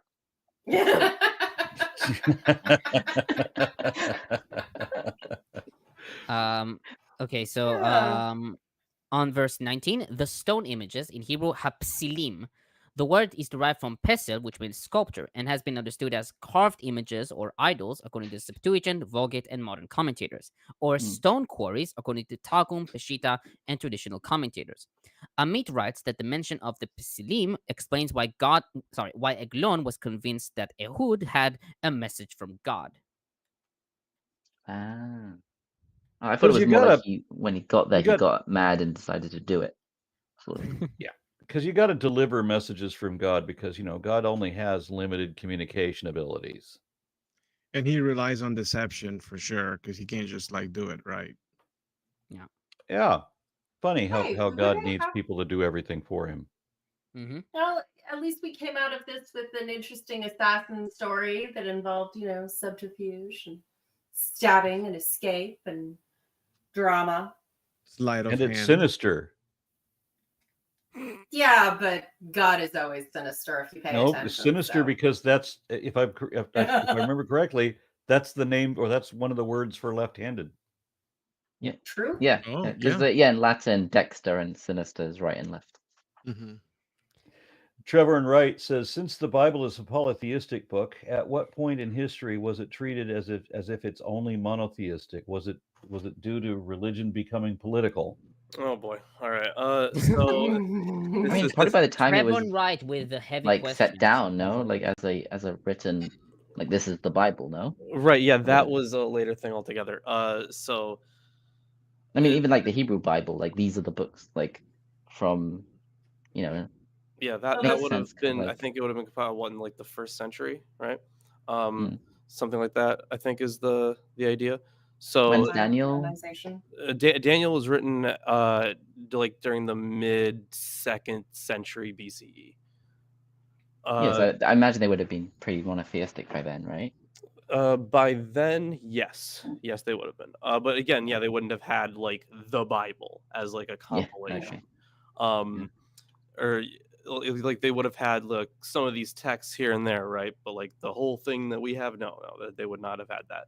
Mm. So that would be kind of the biggest issue with the framing of that question. But yeah, it seems that like after the exile, we start to get a far more monotheistic text, like overall. It was a process, and these, you know, all of these involve folding in pre-existing works and then maybe kind of glossing them a bit to fit with your narrative. A major step in that is the Deuteronomistic, where your histories here are more or less the beginnings of them written down, where you have henotheism, we're only supposed to worship Yahweh.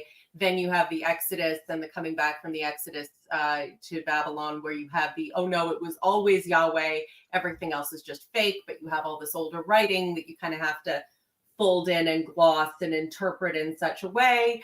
And so it's a process. Those are two sort of peak times in the process where you can really see the effects of it on the text itself. But it's a process that involved a lot of retconning pre-existing stuff, because you can't just write a new holy book unless you're, I don't know, L. Ron Hubbard or something. We also have to remember that we kind of have a biased view from the standpoint of history, because the like any groups that would have been polytheistic at the time, like even let's say in like the 8th century, like we have like full documents like extant today, like we have Amos and Hosea, for example, that are much more like they were the outliers is the thing, like so they are monotheistic, but they were the outliers because they're always talking about all these people who are polytheistic. This text that we have now, right, this is a process of like the like in textual traditions, which texts are we going to copy and why? So if the polytheists wrote texts just the way the monotheists did, even in the 8th century, we just don't have it extant today. So we can't fully build a history like that. But we have plenty of hints in the actual Bible, and we have quite a good amount of archaeological evidence to support the polytheism of those days. So, but again, we're only seeing one part of the story because we don't have the extant texts that any polytheist at the time would have written. And you find this too with early Christian history, where like Marcionites, a lot of their writings, most of their writings, if not all, were lost in the original, but you have quotations from arguments against this or that perspective. So you get a snippet of what they're saying, which is probably misquoted or taken out of context, but also you have the response.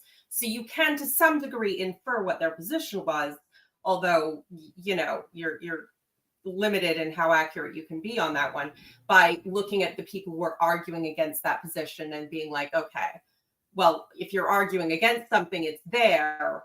Not trusting you to represent it 100% accurately, but at least we can get an idea, sort of a shadow of what the other side was. Yeah, that's why like discoveries like Nag Hammadi, for example, were so big, because like we found a treasure trove of documents from their perspective. We don't have to fully rely on, you know, reconstructions from people like Walter Bauer, right? Like, because Bauer, before the discovery, this is like 10 or so years before the discovery of Nag Hammadi, Bauer wrote this book called what was it? It was Orthodoxy and Heresy in Earliest Christianity. That was the name of the book, and this was in like the 30s, and he was like, he didn't have the Nag Hammadi works. They weren't found yet. So he was reconstructing these ideas, and he, sometimes he was right, sometimes he ended up being wrong. But the fact that we found this massive text, we can now like reconstruct a better history of belief in that region. And it would be great if we found something like that for the Old Testament. The Dead Sea Scrolls are the closest we've really gotten to like a corpus that big, right? Like we found like a few things like here and there that are kind of old, but like they can't really be placed too well. And it's like something like a Nag Hammadi for the Old Testament would be fucking phenomenal. And unfortunately, the Dead Sea Scrolls don't hit that mark because they're not that close in time. I'm not old enough. Yeah. What's the chance? What's the chance it's been found but has been kept hidden because of how dangerous it would be to religion? I have no Christianity. idea. Given the number of wars usually there are and slaughters, whistleblowers. I doubt it. I doubt it. It would be awesome. I would be totally down with blasting all the the monotheistic retrofitting bullshit out of the water. But I very much doubt, considering, just the history of that land and how many wars and slaughters and burning everything. 3 things are bad for books: fire, war, and religion. And just there was never a time where that shit wasn't burning things in that area. So also, maybe the Vatican has in their libraries somewhere hidden some heretical works that are very early. Yeah, it'd be like cool the to Rerum Natura. go in there. But yeah, I highly doubt stuff that old is hidden away in there. But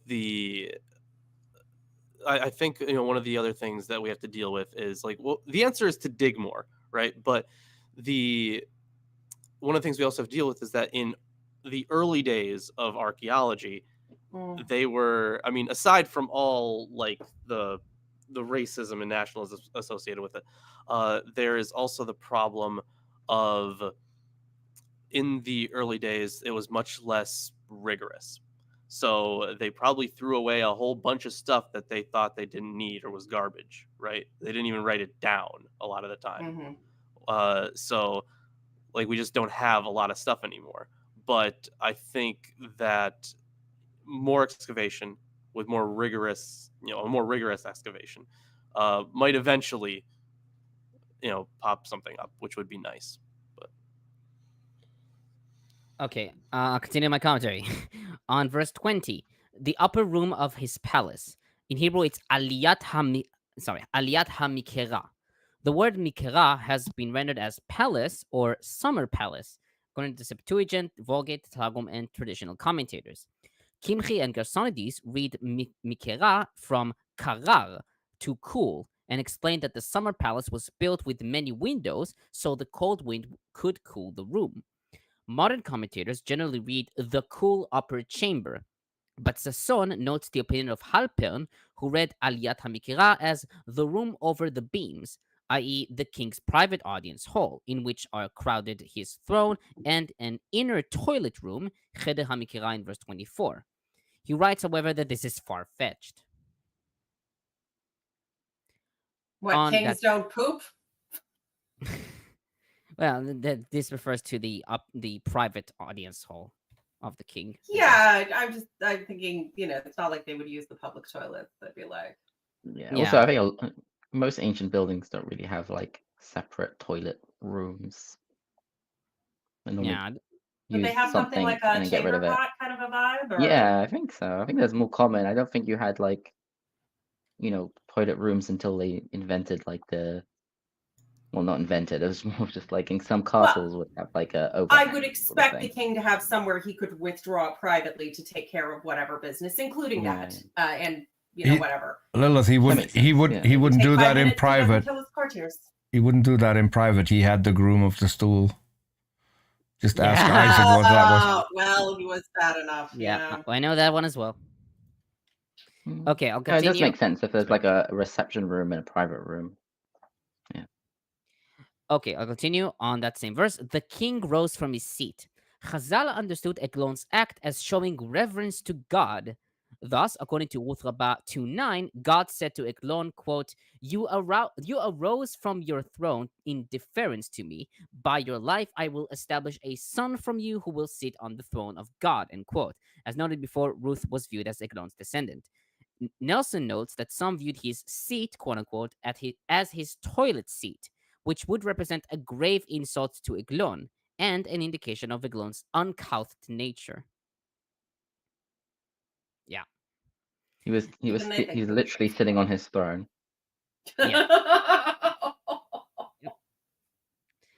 And now on the verse 22, his bowels discharged. The Hebrew Bible reads, Vayetze ha-parshdona.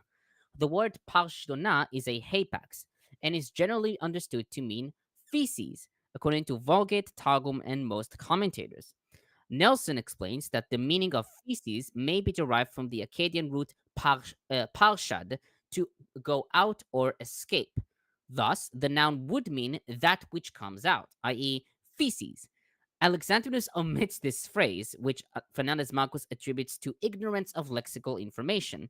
However, he writes that the phrase seems to be a doublet of the beginning of verse 23, Vayetze Ehud ha-misterona, and should be omitted as a kind of misplaced gloss. Niditch, following Vaticanus, takes parshdona to be an architectural feature and thus renders exitway. When read as feces, some commentators observed a humorous side to the story. For example, Butler notes that Bretler classified it as, quote, a humorous satire mocking the Israelites' enemies, end quote, meant to lift the spirits of the Israelites and encourage hostility against the Moabites with sexual and scatological humor. This emphasis, however, is rejected by some commentators like Butler, Nelson, and Sasson. Nelson, for example, writes, recent interpretations have emphasized the scatological and humorous side of the text, but often depend on dubious textual or lexical decisions. Erotic features are traced in Ehud's thigh and the supposedly phallic nature of his sword. Eglon's fat closing over the blade in verse 23 suggests vaginal implications for some. Other interpreters overread Eglon's fat as having some relationship to sacrifice, seeing a pointer to this in his name, which features a denominative ending, thus kaf. In spite of what some commentators suppose, the text itself mentions nothing about the odor of Eglon's evacuated bowels playing some role in the thinking of his servants. In verse 24 speaks only of their seeing the locked door. The mild scatological features of the story are overemphasized by interpreters who choose to assume Eglon was actually in the act of relieving himself when stabbed. The colorful notion that Ehud escaped through the toilet drain relies on a substantial amount of guesswork about obscure vocabulary. Because of such suppositions and Eglon's supposedly incapacitated obesity, some choose to read Ehud's exploit as shameful and less than heroic, rather than as a shrewd tactic by an admired trickster. More interpretive restraint would seem to be appropriate. Wait, where's there a story of him escaping through the drain? That's how they interpret it. The Mistrona. Did he get out the other end and his assistant was like, there was a ladder right there? I guess. I like Johnny English. Yeah. Well, but didn't he originally approach him for the purposes of delivering a gift or No, he said, I have a word, message for God. Yeah, message from God. Yeah. I mean, also, like, people were in the room with him. We were in the feces bit. It is very graphic, though. You have to admit we're deep in this shit. Yeah, we are. Yeah. Yeah. Now on verse 23, went out to the porch. The Hebrew for porch is hamistrona, which is also a hapax. The meaning of the word is unclear. Alexandrinus has vestibule, Vulgate has parlor, and Targum the hall. Niditch writes that the term seems to be from the root samech daled resh, to order, suggesting a row of columns. Vaticanus reads, those who had been stationed. Specifically enough. Yeah, I On was verse- wondering about the language because you've got like the last, like if you read the last two words of the previous verse, it's like Vayetze hapashtona, which is that hapax, and then in the Yeah. next verse starts again Vayetze, the same word, and he went out. Ehud hamistrona, which is another hapax, and it's almost like I wonder if there's any sort of connection between and his, what we translate as and his dirt went and the dirt left went out and Ehud went out into the hallway. Yeah, I mean, as I noted previously, some suggested like that hapashtana is not a hapax, it's a gloss. Yeah. Yeah, it should probably be omitted by kind of misplaced gloss on the unusual hapax hamistona, which is not accepted by most scholars according to Fernández-Marcos. So one idea is that it was added in based on the next bit. They kind of thought that it was connected and they changed the word to something that kind of means something relevant, like his. Okay, I see. I mean, it does Interesting. really seem a bit random that they would include the detail that he just happened to step out into a vestibule or a corridor. Like, why mention that? Just talk about he killed him. But I Yeah, but why think go it through says that the he locked trouble? the door, so I think it's like he went out and locked the door. But yeah, it could be. Yeah, there's these two words that are similar and weird, and also only appear once in the Bible. So yeah. what it could be that one of them is influenced by the other, and it. And if they Mhm. both mean feces, then maybe there was just so much feces that came out that he stepped No. out No, of I it. think that I mean, I think it's Stona the doesn't refer to feces. No, yeah it's the one that the means porch or the portico or vestibule. Yeah. I like the idea that means like an order of columns. So referring to like the especially if it's a summer palace, then you might expect there to be like an outer colonnade. Yeah, like because like wants they just air described like circulation. the inner room, right? So Yeah. like an outer one, yeah. Okay, on verse 24, he must be relieving himself. Hebrew Bible reads, he covers his feet. Commentators generally take it as a euphemism. Kala explains that anybody who goes to the toilet covers his feet with his clothes out of modesty. Niditch writes that feet or legs could refer to the genitals, as feet in the Hebrew Bible is a frequent euphemism for male and female genitals, found in Deuteronomy 28:57 and Isaiah 7:20. If Yes. you're going Wow, to the what big feet you bathroom, have! why would you cover your dick? Yeah, all Like, your I don't legs. see a Like, like if you're covering your legs, that'd make a lot more fucking sense, right? Like, Wait, if they had pants, but they all look robes, you'd have to hitch that shit up. right? Yeah, you're not gonna be like I don't know. I feel like this as a euphemism for covering your dick is kind of dumb, but like this being like he's covering his feet, right? That being a euphemism for going to taking a shit or something, that works. Yeah, Right? Smith and Bloch-Smith note Marvin H. Pope derives the expression from the act of squatting with spacious robe to cloak the action. okay, I see. Okay, yeah, I can see that. When you crouch in a robe, it covers your feet instead of just up to your ankles, for example. Okay, that kind of makes You sense. cover everything if you hopefully. Yeah. Yeah, and I haven't finished the comment. So Alexandrides has, he is sitting on the stool. Vaticanus has, he is draining his feet, probably reading masich, covers, from the root nun samich chaf, to drain. Voget has, he is easing nature. Peshita, he has gone out to the latrine. And Targum, he is attending to his needs. Okay, so they all kind of agree though that they think he's taking a dump though. That's the They're all trying to use a different euphemism, Yeah. just like we Yeah. still do today. Like everyone has a different way of saying it. Yeah. Now on verse 26, Seira. This place is mentioned only here. While early translations, Kimchi, Gasonides, and modern commentators take it as a name place, Rashi and Kara took Seira to mean forest. Butler notes that Seira is mentioned in Ugaritic materials, but geographers have yet to locate it. Seir is also a name of a satyr. No, how do you say this again? Satyr. Satyr. Okay. Seder. And Seder. And thus Halot suggested place of the goat demon. Yep.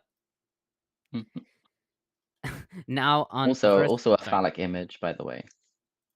Actually, I don't know. Maybe Seir is not, but like The hair? Satyrs Satyrs are Satyrs. associated with Yeah. like sex. in Greek Oh, yeah. Having a lot of mythology, it. maybe All not. of the that. Yeah. Hello Now, gives it the Goat Mountain is the hello yeah, preferred. yeah, and I Mountain. mentioned it, place of the goat demon. Yeah. On finally on verse 29, vigorous in Hebrew shamen, which means fat. Butler writes that fat here is a positive attribute as seen in the parallel with fit for battle, ish chayil. Sasson takes fat to refer to stocky or well-fed warriors. Alexandrinus has warriors, Vaticanus sleek, Targum fearsome, Vulgate strong, Peshitta Kimchen Gersonides read it as rich. And that's it for my comment on this part. And actually, Aaron, I think you did not read 31. Yeah, that's what I was wondering. I was like, I don't remember him. No, he reading didn't. He 31. didn't.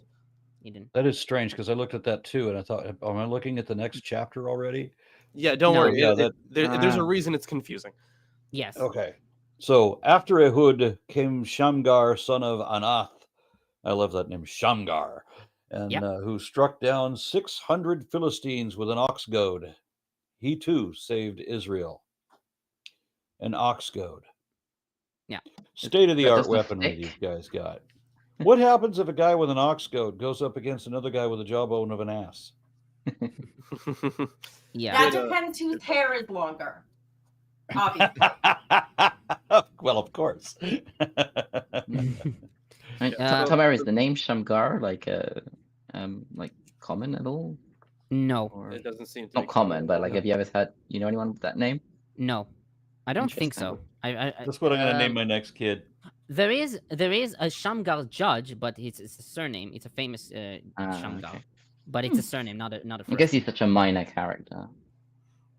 Yeah. So there's about this verse, because chapter 4 starts with hold on, let me pull up chapter 4 here real quick. Sorry if you hear the lawnmower there. So chapter 4 starts with the Israelites again acted wickedly in the eyes of Yahweh as Ehud was dead.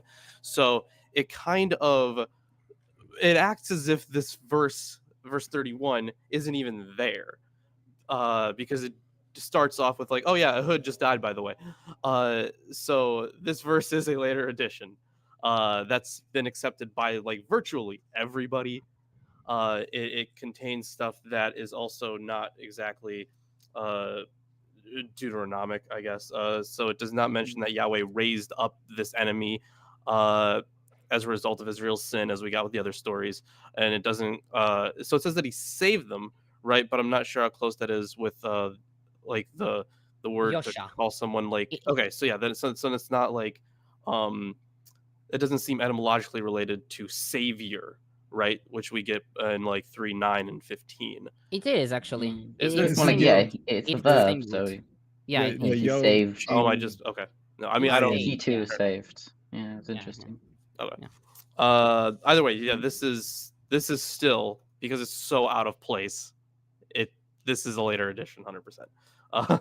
Like everyone's Yeah, especially there's no like time given. It's like right. oh, the land was tranquil for 80 years. Yeah. And then it just has, and then after him came some guy, but like when was this? Yeah. Yeah. There's so there's quite a few ideas about the etymology, right? So like I'm not going to quote all of the commentary here from Smith on it because it's enormous in terms of just the name. Yeah, but I the have a most- comment. Yep. Yeah, the Of most course I common have. comparison is Interesting. made with Hurrian Shemigkati. Richard Hess concludes that a clear etymology has not been identified, yet he favors the Hurrian name. The name of Shamgar would then reflect a modification of the name of the god Shemigi, plus the verbal form Adi has given.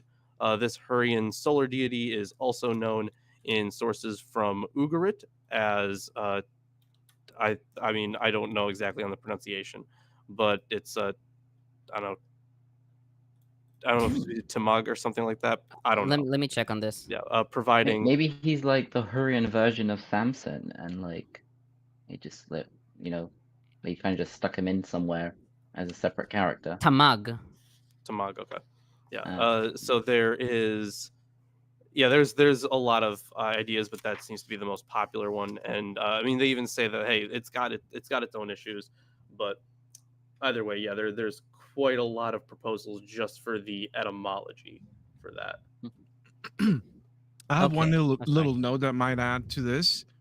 Is from Hello. It says there is a pertinent attempt to put the hero in a historical framework by Donner Geschichte, who suggests that the possibility of Shamgar being a Canaanite city prince who gained the support of neighboring groups of Israelites who knew him for his antagonism towards the Philistines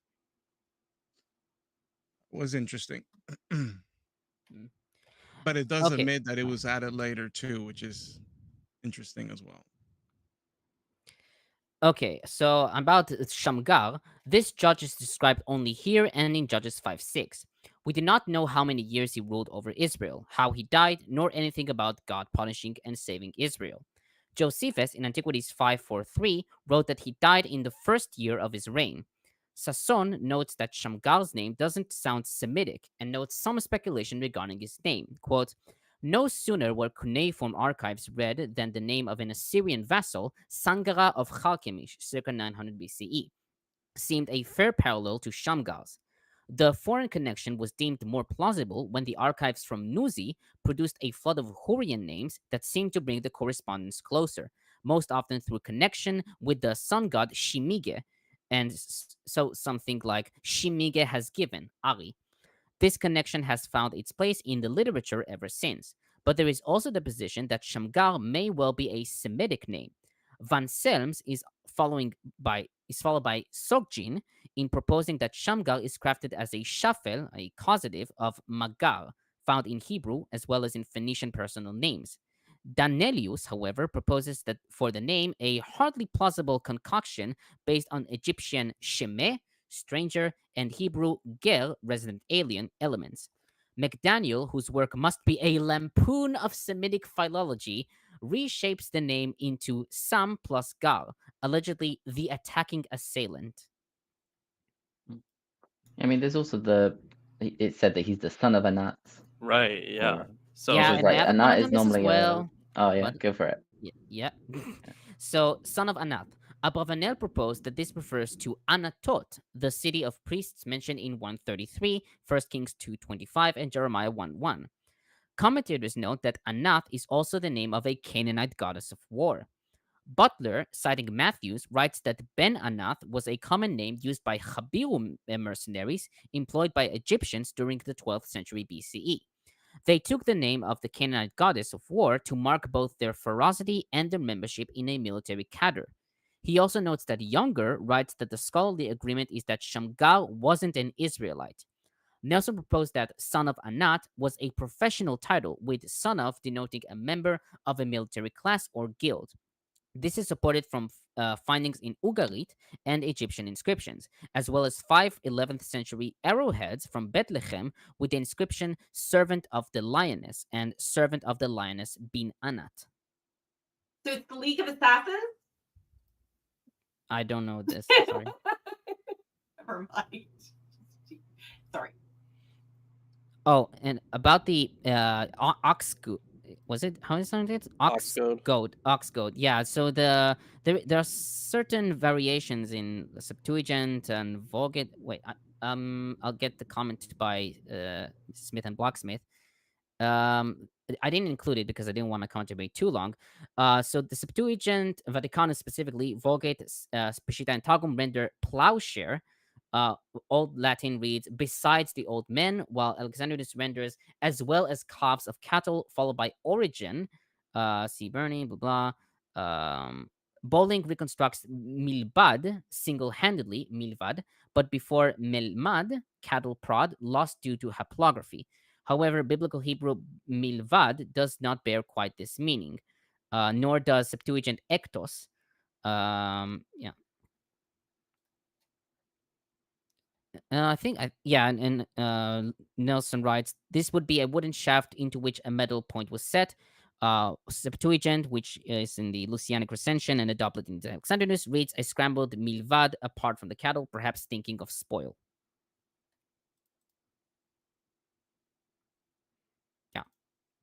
So a pointy stick, pretty much. Yeah, and before we're moving to chapter 4, some ancient Christian commentary.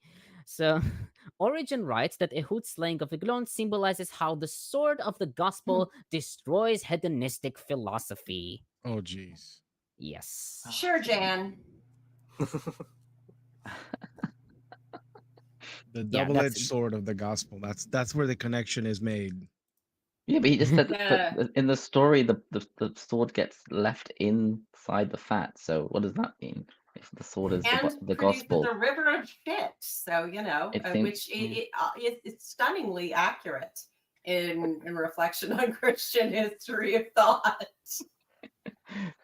the sword And of the the guy gospel locks goes the in. door from the outside. Or from the inside, and then he sneaks out somehow, possibly through the toilet. Maybe The it was guards Shawshank, had a I don't know. key. True. Yeah, it was a key. They had Yeah, keys. maybe trying the to king think what also kind had of a key and locks. he took it from his corpse. You What kind never of played locks would they have had? Could they have had Big at ones. this point in history? Well, I think one of the midrash that I read on Sepharia said that the stench was so bad because poop had come out that they were for sure they thought that he was relieving himself, so they just Yeah. didn't bother. Well, this was That makes sense. before the heroic visage of John Crapper, who invented the toilet. So there's going to be One stench type of around toilet. anyway. Yeah, Like Eric yeah. Wander. Eric Wander says, were women prophets in fact common in ancient Israel, having been deleted or not preserved in the biblical corpus, or were prophetesses rare? I would say from what we have in early Israel, they would have been pretty rare.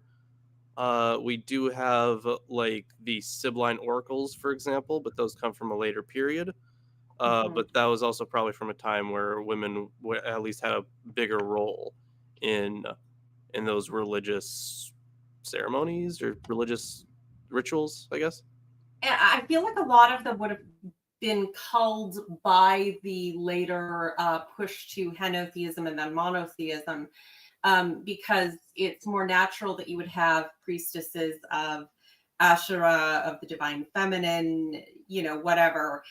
And then, of course, once God gets divorced and kills his wife and decides that, he was always only there and shut up, then, they would have naturally been somewhat called out. Yeah, but it's because a lot of that is lost. We're not sure. That's the problem with the stuff that's not preserved, because someone has a religious political agenda. Got another comment from Matt White, who says, Aaron, widespread across cultures, writing/eating with the correct/right hand, wiping your arse with the remaining left hand, hence cock-handed. Cack? Is that? No, it's actually spelled Cack-handed? cack-handed. Handed, maybe? Cack-handed is the Cack-handed, thing. Old English vernacular. Mm. Cack-handed. Yep. That's Okay. interesting. Because cock-handed has a completely different intention. That's my khaki hand. Okay. Well, I mean, there is Isaac, definitely who's a lot of reading the next chapter? I'll volunteer Lilith for this. I think it fits her. For Deborah, Yes, yes. yes. Deborah and Well, Yale. far be it from me. And Yale. Yeah. All Yeah, right. there's a lot of like cultural things with like right-handed, left-handed. Like in Orthodox Judaism, there's quite a lot of like little things that you do. Like when you wash your hands, you should wash your dominant hand first. The tefillin, the things that you wrap on, they're supposed to be like on the left arm, like next to the heart, and you're supposed to put it on with your right arm. And there's a thing with like when you put on your shoes, you should put your right shoe on first and then your left shoe, but then tie the left shoe and then tie the right shoe because it's similar to tying the tefillin. And like it's so many things like that. And I Keep up don't the know devil, exactly or how much of a like left-handed people would get, how they were treated. I know, for example, my mum, but she was like in the Soviet Union school, so they would like, beat it out of her. But I don't know about like if Jewish culture was like, oh, if you're left-handed, you're you're lesser or anything. But I think there is like a lot of like, oh, if you're left-handed, you just do everything opposite. You don't have to like, yeah. I don't know. There's definitely been negative connotations in many cultures, but and often with a religious association to the bigotry. But that's not exactly new. Yeah, definitely wiping yourself with the left hand is the thing. I remember. I remember hearing that more about Arabian cultures. Yeah, they also do it. That was a big thing with them. Was the one hand for one hand for the other. Anyway, I think read up to 10. Deborah, up to 10. Yes, read to 10. As you wish. Judges 4. After Ehud died, the Israelites once again did evil in the eyes of the Lord. So the Lord sold them into the hands of Jabin, a king of Canaan, who reigned in Hazor. The commander of his army was Sisera, who lived in Harosheth Hagoyim. Because he had 900 iron chariots and had cruelly oppressed the Israelites for 20 years, they cried to the Lord for help. Deborah, a prophetess, the wife of Lapidos, was leading Israel at that time. She held court under the palm of Deborah between Ramah and Bethel in the hill country of Ephraim. And the Israelites came to her to have their disputes decided.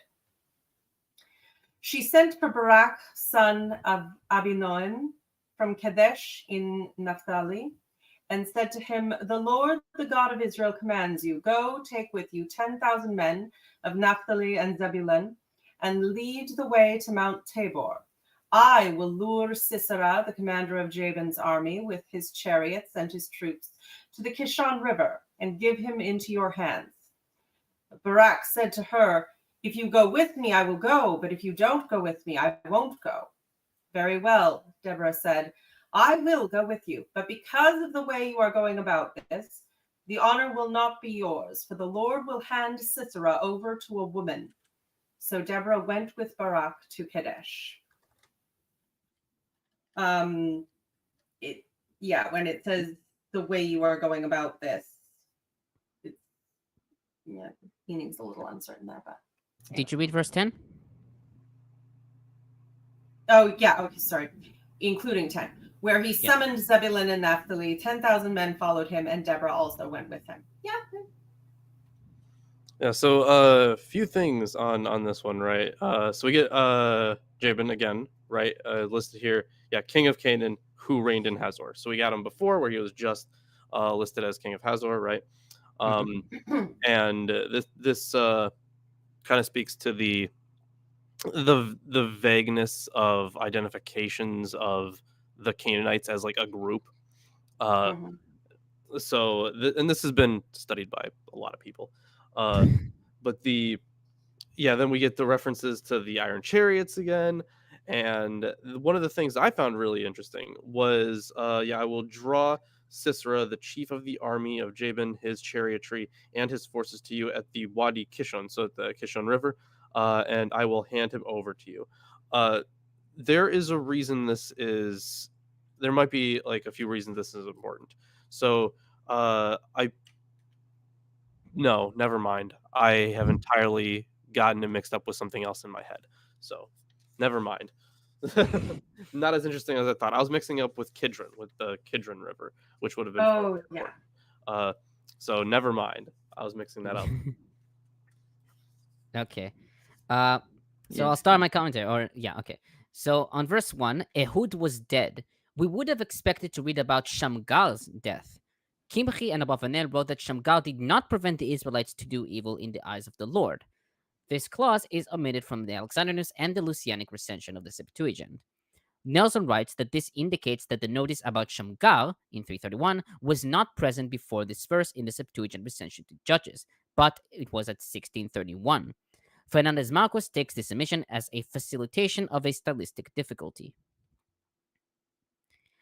On verse 2, Yavin, king of Canaan, Niditch notes that Canaan was never a single political entity, but was composed of various city-states. Yavin's title as King of Canaan provides legendary stature to the defeated enemies. Sasson notes that some suggest that reading a king that is among many in Canaan based on a makef, which separates the words king and Canaan in the Masoretic text.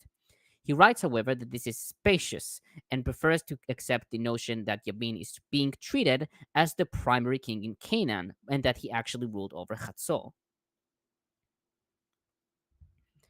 On that same verse, Chatzor, Nelson comments, as ruler of Chatzor, Yabin also appears in the conquest traditions recounted in Joshua 11, where he was decisively defeated and eliminated, verses 10 through 11.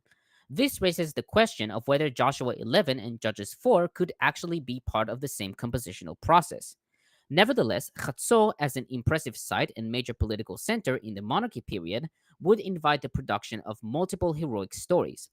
Moreover, the name Yavin was apparently a dynastic name shared by several kings of Chatzor in the 18th to 16th century. Compare Ibn Adu as king of Chatzor in the Mari documents, and would likely have been a standard part of Israel's folk memory attached to Chatzor.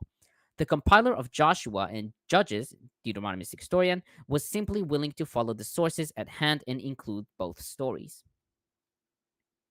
Fair enough. On Sisera, Butler comments, Yabin is the antagonist for the larger arena of the Book of Judges, but his general Sisera becomes the actual antagonist within the following narrative. Sojin characterizes Sisera's name as Luvian, connected with the Sea peoples and thus with the Philistines. Daniel Bloch situates Sisera as a Hurrian or Hittite through the linguistic evidence of his non-Hebrew name. Younger speaks of the name's Anatolian origin. Both Bloch and Younger see Sisera as an enemy general that Yabin of Chatzor was able to attract as a mercenary to lead his people. This may be true, but it would have to be a fact the author assumed his audience knew, for the author does not make this point. End quote. Josephus, in Antiquities 551, writes that Sisera commanded an army composed of 300,000 footmen, 10,000 horsemen, and no less than 3,000 chariots. Pseudo-Philo, in Biblical Antiquities 33, wrote that Sisera had 8,000 chariots. According to Al-Kut Shimoni, on verse 13, he conquered the whole world when he was 30 years old, and that, quote, there was no city that didn't collapse from his voice, and even an animal in the field could be immobilized by his voice, end quote. So he was a yeller. Yes. As Well, like, good to know he could carry on his reputation as a loudmouth into eternity. And so this guy, where was he? The person who took over the whole world? Where and when? What do you mean? Well, I'm just wondering what was the technology that he was able to conquer the tribal people of Australia? Iron Iron chariots. Yeah. Yeah, but with the whole world now. Yeah. Iron chariots. Yep. Yep. These things Hey, could you could- swim for miles. The whole if you world. can beat knows. the only god with iron chariots, surely you can beat the ocean. Or maybe he just yelled at the ocean and then it fucked off. Yeah. It's How he almost took as on if the like these Aztecs. chariots are given like the contemporary treatment of like weapons of mass destruction. Like, thou shalt not use Ooh. this. Hey, You know, it's just so maybe they ridiculous. did have weapons of mass destruction. Wait, can you imagine trying to drag iron chariots through the jungles of South America to face off those Mormon Native Americans mounted on their their tapirs with prehensile penises? Uh-huh. I mean, as we know God. from the Book of Esther, the whole world is from Ethiopia to India. So Oh, yep. Okay. Yep. Everything in this one little circle. Just ignore everything else. Okay. I'll bow out. Do continue, please. Oh, wait, no, Okay. I've got a comment here. Below average minis says, what was that verse where they cook their bread on dung piles? I think it was in Ezekiel, maybe. Yeah, that's what sounds right. Yeah, that's one of the prophets. It does that as a dramatic rendering, to shame people because I think God it was in a told him to. vision, wasn't it? No, he actually is supposed to have tied himself up and lain Oh, on that's his right. side Yeah, each yeah, way yeah. for like the 2 Right. years and then 3 years, some number of days, and he begged God to let him cook his food over cow dung patties instead of his own shit. Yeah. Someone asked who would Yay. win. Who would win in a battle, an iron chariot or a wooden submarine?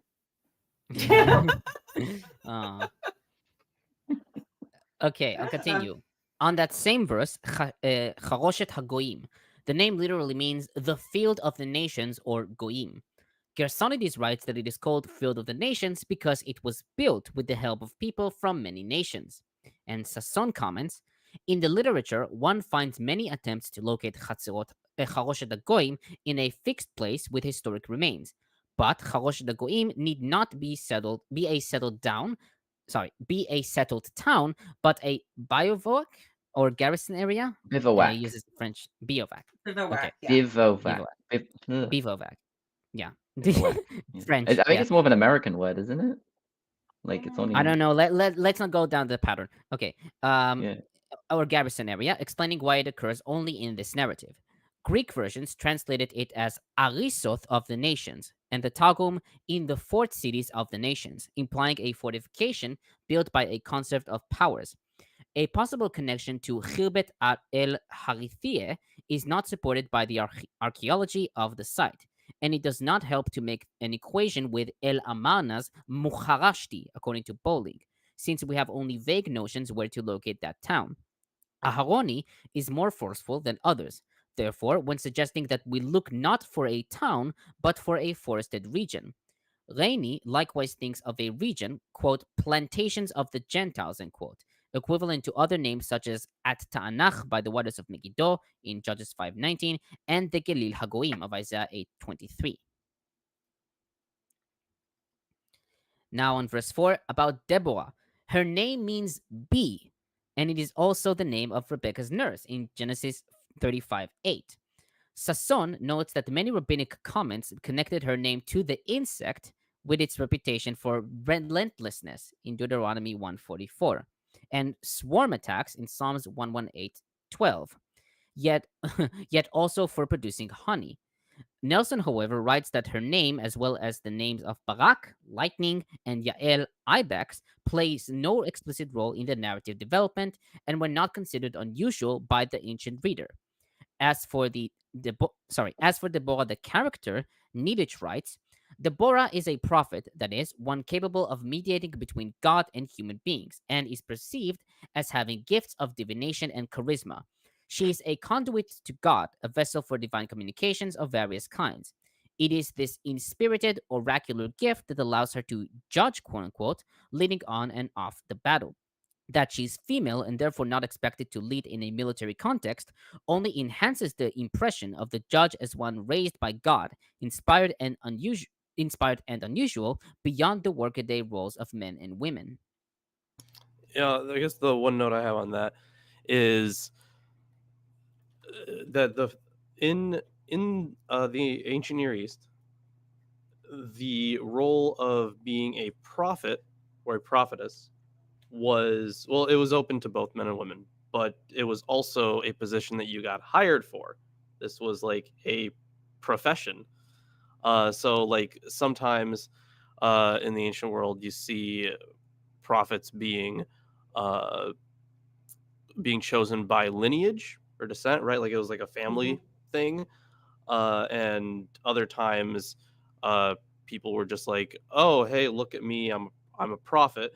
And then other times you were like, hey, I'd like to be a prophet. Can I work for you, dear king? And yeah, and then they were hired for this stuff. That's why you have so many of them. It's like a family business. Dad'll teach you how to be a prophet. Yeah, in some cases, yeah. But in the ancient Near East, it wasn't like that. It was like, here's a job opening for you. You gotta receive revelation from God. Go. Yeah, probably was like internal palace politics between the astrological office and the prophecy office. The thing is, yeah, because God. you were always looking for like the signs to point to like a common goal, right? So like a lot of the time in literature, you find they're like, we couldn't set out to sail, for example, because while one way of divination is showing us that it's going to be good, another way of divination is showing us that it's going to be bad. So they had to wait for this unanimity in signs. Yeah, I remember when I saw the sign and it opened up my eyes. I saw the sign. Life is demanding without understanding. Eric Wander says there is a very interesting comparison between the characters in chapter 4 and 5. 4 being written in prose and 5 is a poem. I'm going to post an image in Discord if anybody is interested. Oh yeah, the Discord, which Aaron is in. Yay! Respond to anybody. He frequents it. He is always there, chatting away, talking about Yeah. his snakes, I guess. We will tie him up and make him come to the Discord. That's only in the NSFW channel, but Right, yeah. Yeah.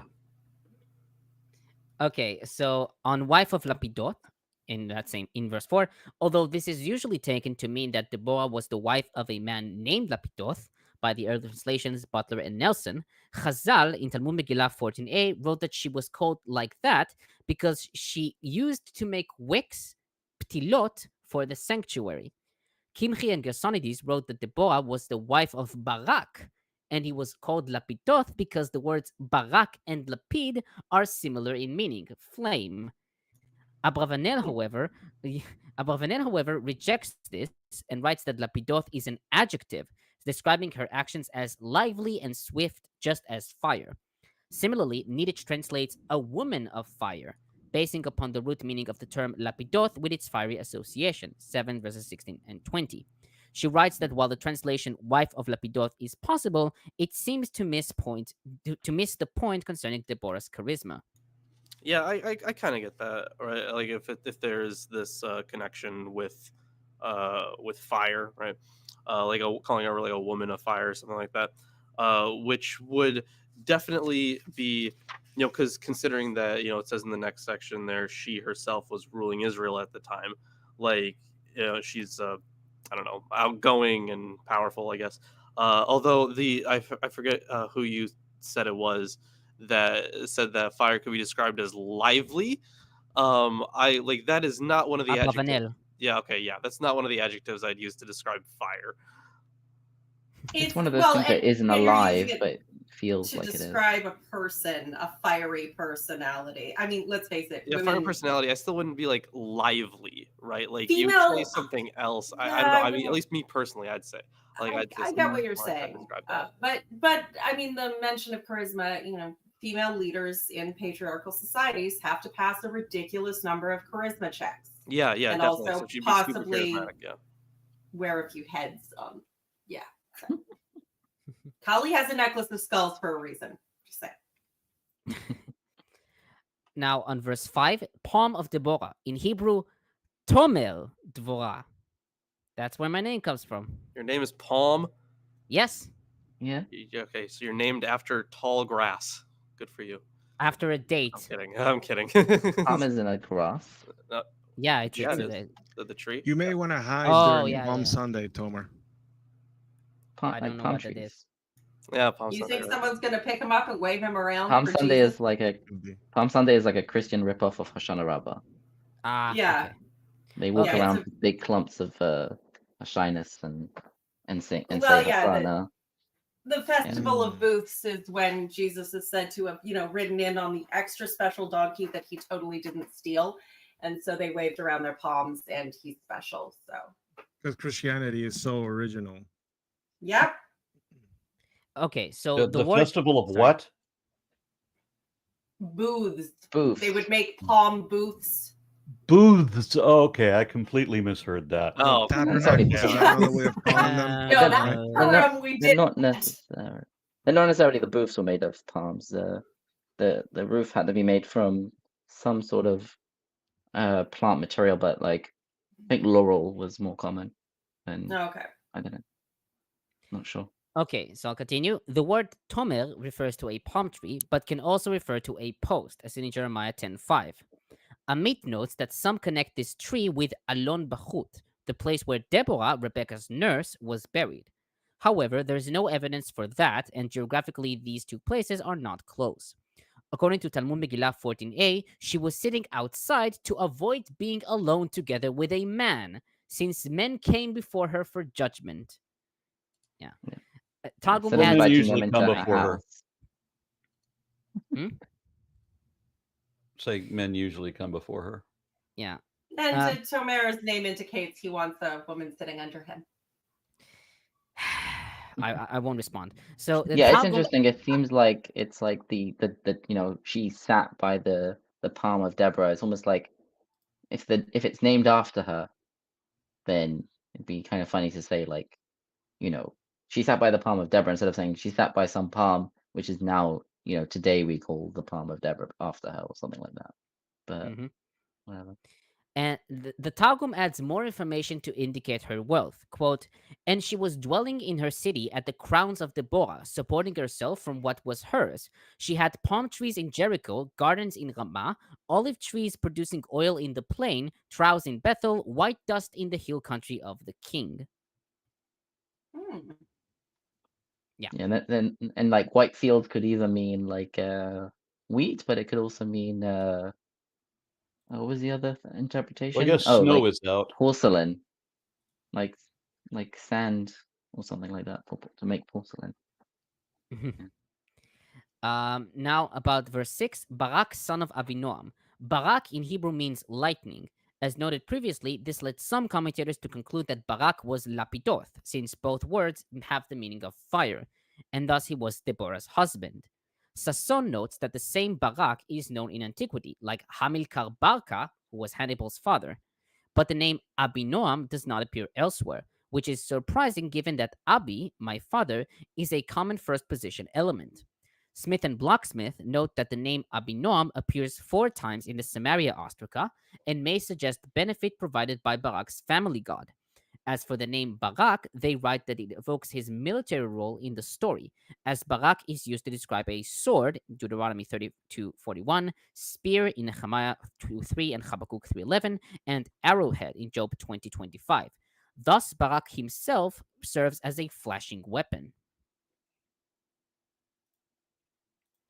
On verse 8, Septuagint adds an explanation to his statement. Quote, for I do not know the day in which the Lord will send his angel on a good journey with me. End quote.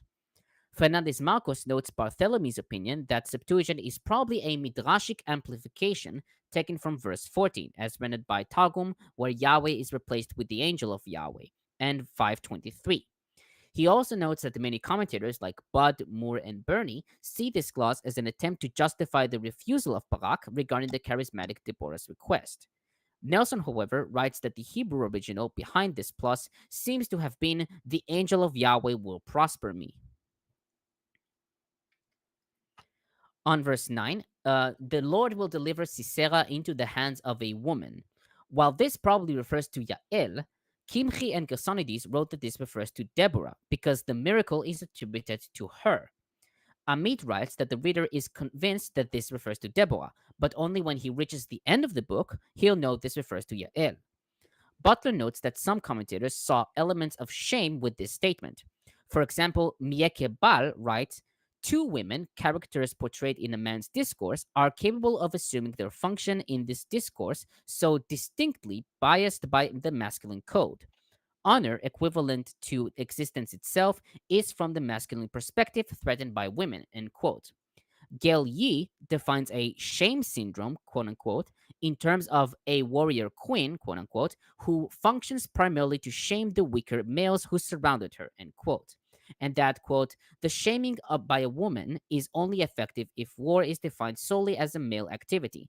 Instead of celebrating women's military leadership, the story places women as adversaries. And Butler writes, here Younger is on target in writing, quote, the Barak narrative is much less interested in who fought in the battle than it is in Barak's hesitation and its results, end quote. Dennis Olsen would argue that, quote, the narrator does not provide an explicit evaluation of Barak's statement, and so we are left to wonder about Barak's inner motivation, end quote. Making such an explicit statement would rob the story of its narrative tension, its irony, and its climax. The final scene in which Barak enters the tent of Yael to meet his dead opponent shows clearly enough that Barak is not painted as a strong character, and that his motivation is not to be interpreted positively. Olsen is more on target in describing the ambiguity of Deborah's statement as part of a larger narrative strategy of ambiguity. I have to say, I'm not in the least surprised that a woman, as a leader and as a military leader specifically, is taken as an insult and a shame to men. I'm just interested to note that a male commentator actually noted that that was fucked up. That doesn't often happen. Cool. Yeah, I finished my commentary on this part. Okay. All right. So we're a little bit over time, but I'm glad we're back on a what? I mean, we're now on time with 3 hours, right? Yeah, because remember, if like since we're doing one show a week, it's just one longer show. Yeah. Gotcha. So are you saying we have time to go over the next one? All right. The next section. Well, no, the end of chapter 4. Oh, yeah. Okay. I Not thought chapter when 5. he said he finished, I thought the section of the chapter. The section of the chapter. I've only read to verse 10. Yeah. Okay. She did. So verse 11. Now Heber the Kenite had left the other Kenites, the descendants of Hobab, Moses' brother-in-law, and pitched his tent by the great tree of Zananim near Kadesh. Zananim. Yeah, I got it because you say, how do you say Heber? Hevel. How do you say it, Tomer? Right, it's supposed to be a V sound. Okay, I have an uncle by that name. Cool. Except of course it's Heber. Of course it is. Okay, old Heber. Yeah. Now, what do you call him when he's making tea? Oh. Yeah, Hebrew, whatever. Yeah. Okay. When they told Sisera that Barak, son of Abinoam, had gone up to Mount Tabor, Sisera gathered together his 900 iron chariots and all the men with him from Harosheth Hagoyim to the Kishon River. Then Deborah said to Barak, "Go, this is the day the Lord has given Sisera into your hands. Has not the Lord gone ahead of you?" So Barak went down Mount Tabor, followed by 10,000 men.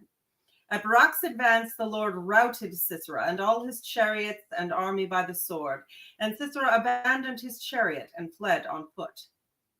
But Barak pursued the chariots and the army as far as Harosheth Hagoyim. All the troop of Sisera fell by the sword, not a man was left. Sisera, however, fled on foot to the tent of Jael, the wife of Heber the Kenite, because there were friendly relations between Jabin, king of Hazor, and the clan of Heber the Kenite. Jael went out to meet Sisera and said to him, "Come, my lord, come right in. Don't be afraid." So he entered her tent, and she put a covering over him. "I'm thirsty," he said. "Please give me some water." She opened a skin of milk and gave him a drink and covered him up.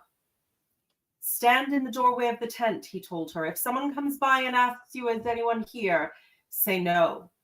But Jael, Heber's wife, picked up a tent peg and a hammer and went quietly to him while he lay fast asleep, exhausted.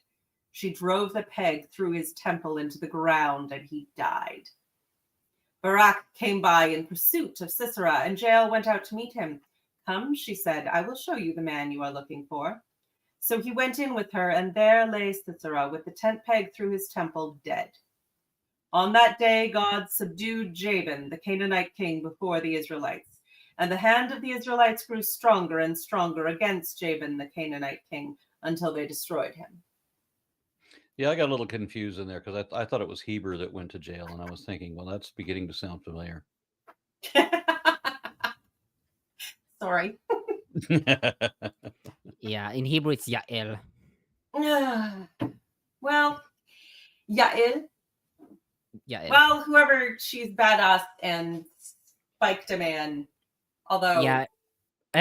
Well, some say that they had sex, and I'll get to that part. Yep, and he laid there dead. Wait, is this the original pegging?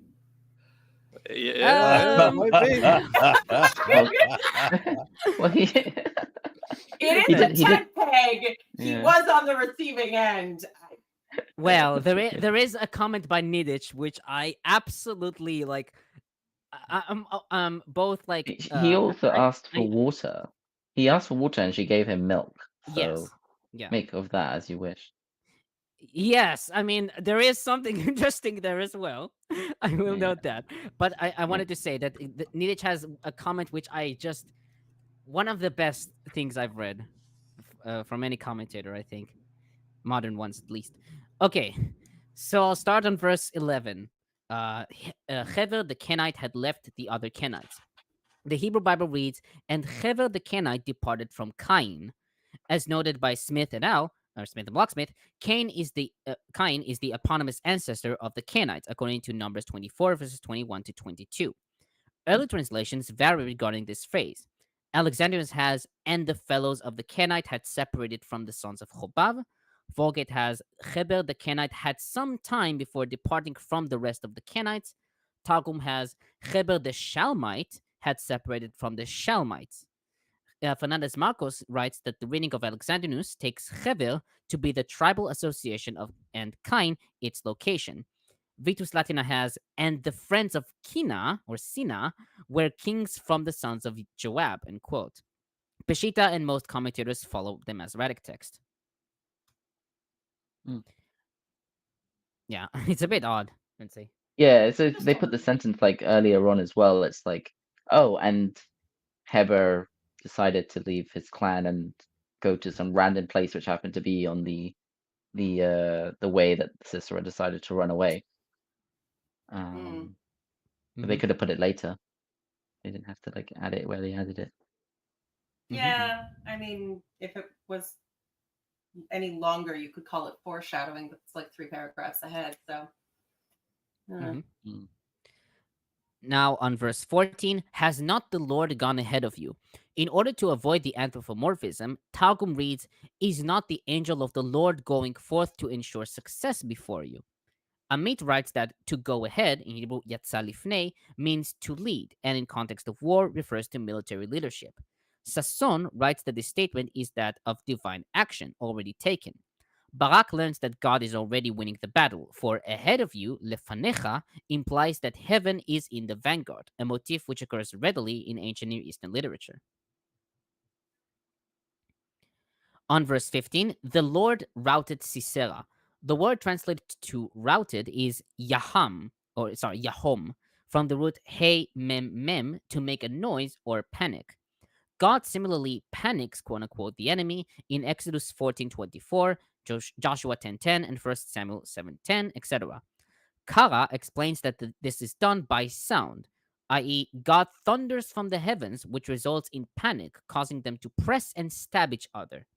Abravanel adds that perhaps they saw horses and chariots of fire, which caused fear in them. And Butler comments, Bloch sets verse 15 up as, quote, the key to the entire chapter, end quote. This is true of if one is determined that this is an ordinary battle report with God as the hero. But here we have a parody of a battle report. The parody depicts only the height of the battle action to show again Barak's lack of involvement and to prepare for future evidence of his weakness. Amit observes, quote, the Lord is the savior, and Barak's part parallels that of the Israelites in wars in which the outcome is determined by direct divine action and not by human military might. The narrative of the battle is still not concluded, and the prophecy Deborah enunciated at the onset has yet to come true. On that same verse, by the sword, in Hebrew, lefi cherev, several commentators like Amit, Lindas, and Bolink see this clause as a detography of before Barak, lifnei Barak, and suggested deleting it. Nelson and Fernández-Marcos, however, suggested keeping it because of its attestation in all early translations. Fernández-Marcos writes that if it is a textual corruption, it must be a very ancient one. On verse 17, Yael, her name means mountain goat. Smith and Bloch-Smith note that Ellen van Wolde suggested reading Yael's name as a third-person masculine from the root, third-person masculine form of the root Ein Lamed Yud or Ein Lamed Hey, to go up, hinting that this is indicative of her male and independent role. They write, however, that while the name may be emblematic, no symbolic meaning is evidently clear. Likewise, Sasson writes that, quote, there is nothing exceptional about a Semitic person owning a name derived from the animal world, end quote, such as Caleb, which means dog, Eglon, calf, and Deborah, bee, and that Van Wolde's suggestion is needless. Now on verse, sorry. Oh, sorry. Never mind. Continue. No. Go on.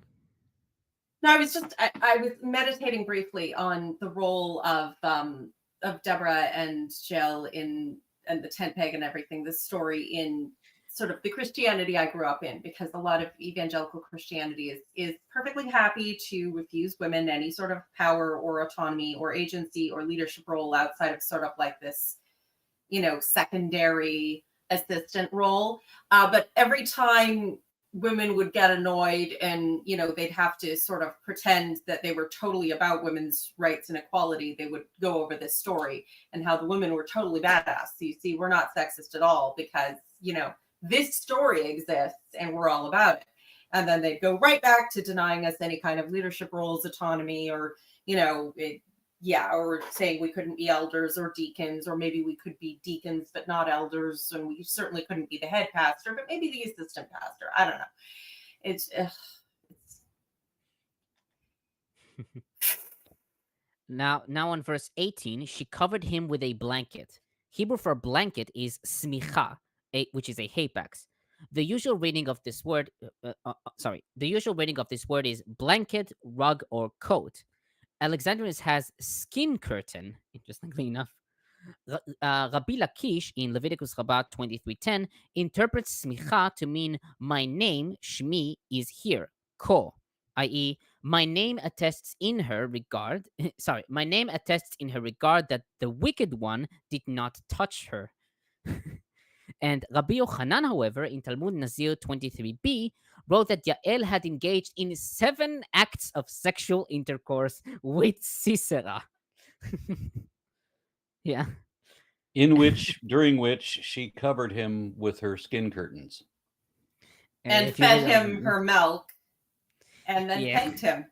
Yeah. I too have read the Odes of Solomon. Well, so likewise, Nelson writes that sexual undertones are suggested by her act of covering Sisera and his sleep. Butler notes that Lindaus saw the sexual interpretation given by Alter and Zakovich as not to be dismissed out of hand, and that, quote, it may well be a conscious irony that Sisera's position is comparable to that of a proverbial young man who falls into the clutches of a harlot, end quote.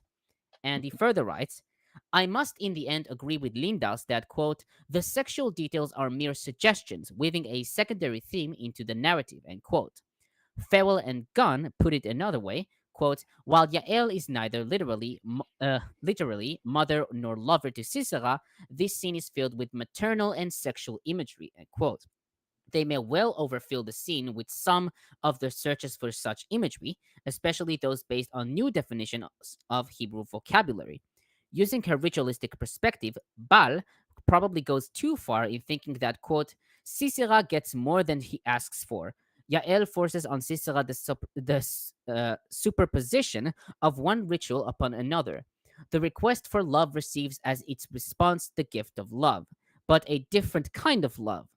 The elementary love requests is maternal love. The love given is sexual, end quote. One can see sexual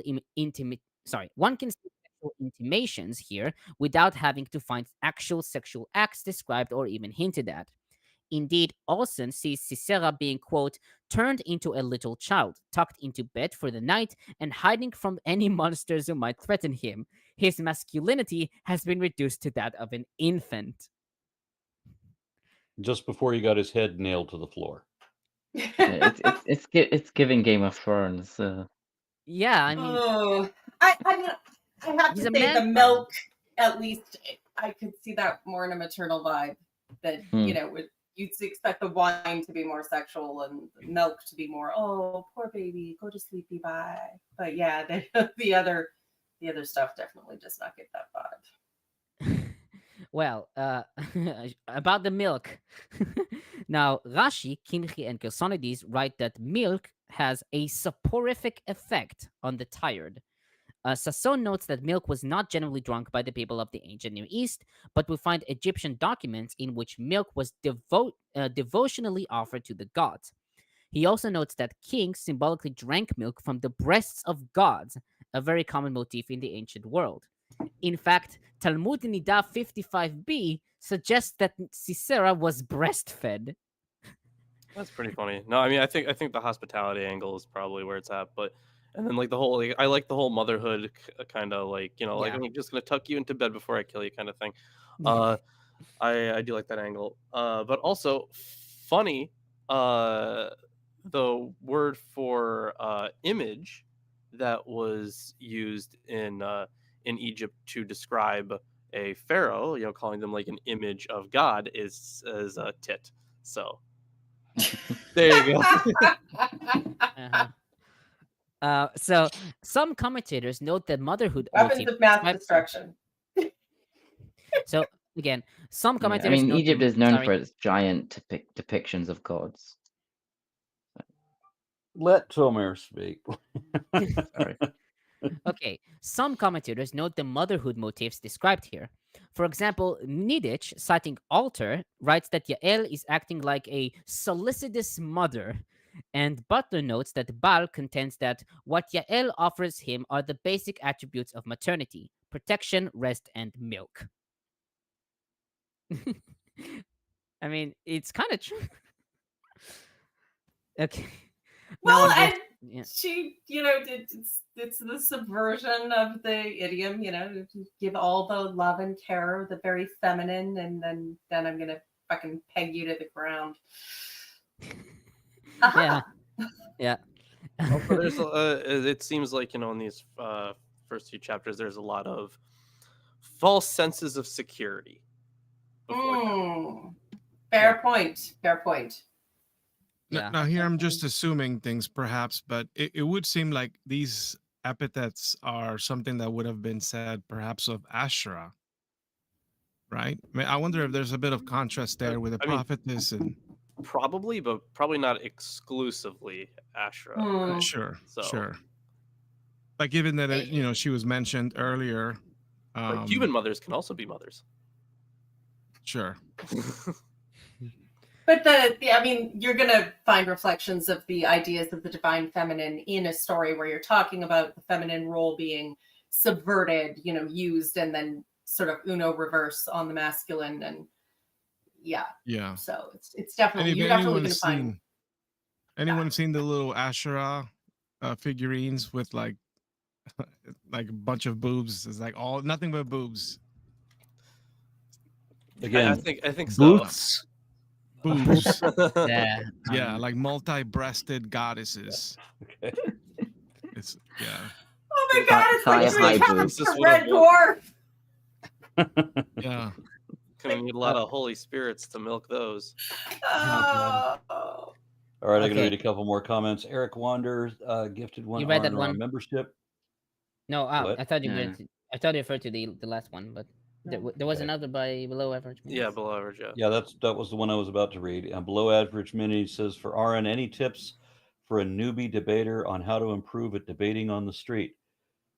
Outside of get a hell of a lot of practice of what the counter arguments are going to be, because they're the same ones, but you're going to need to get practice and know your shit. That's all I can tell you. Also, just don't.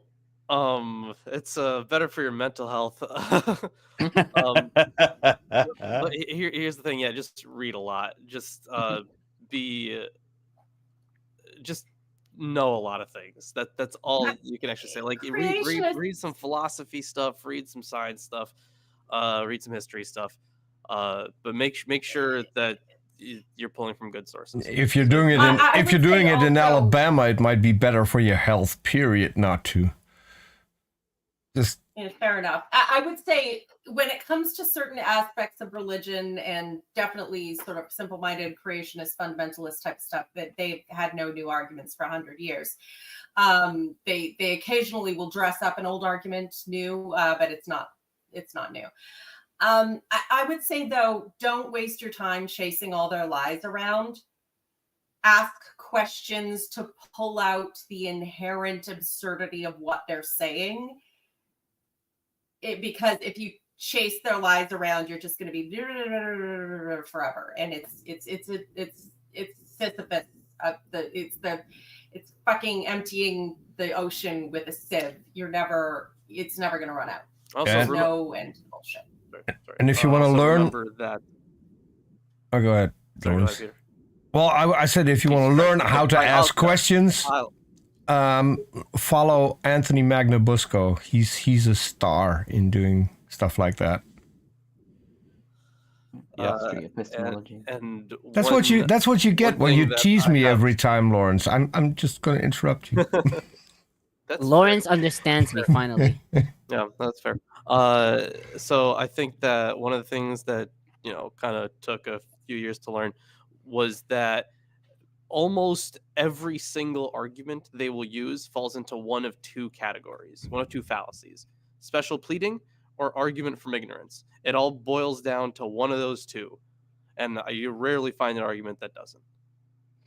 I have to agree that the arguments from ignorance and incredulity are just are super heavy, but the one that I find the most common, and this is ubiquitous throughout religion, all religious faith has this one, and that's actually made of the arguments of ignorance and incredulity.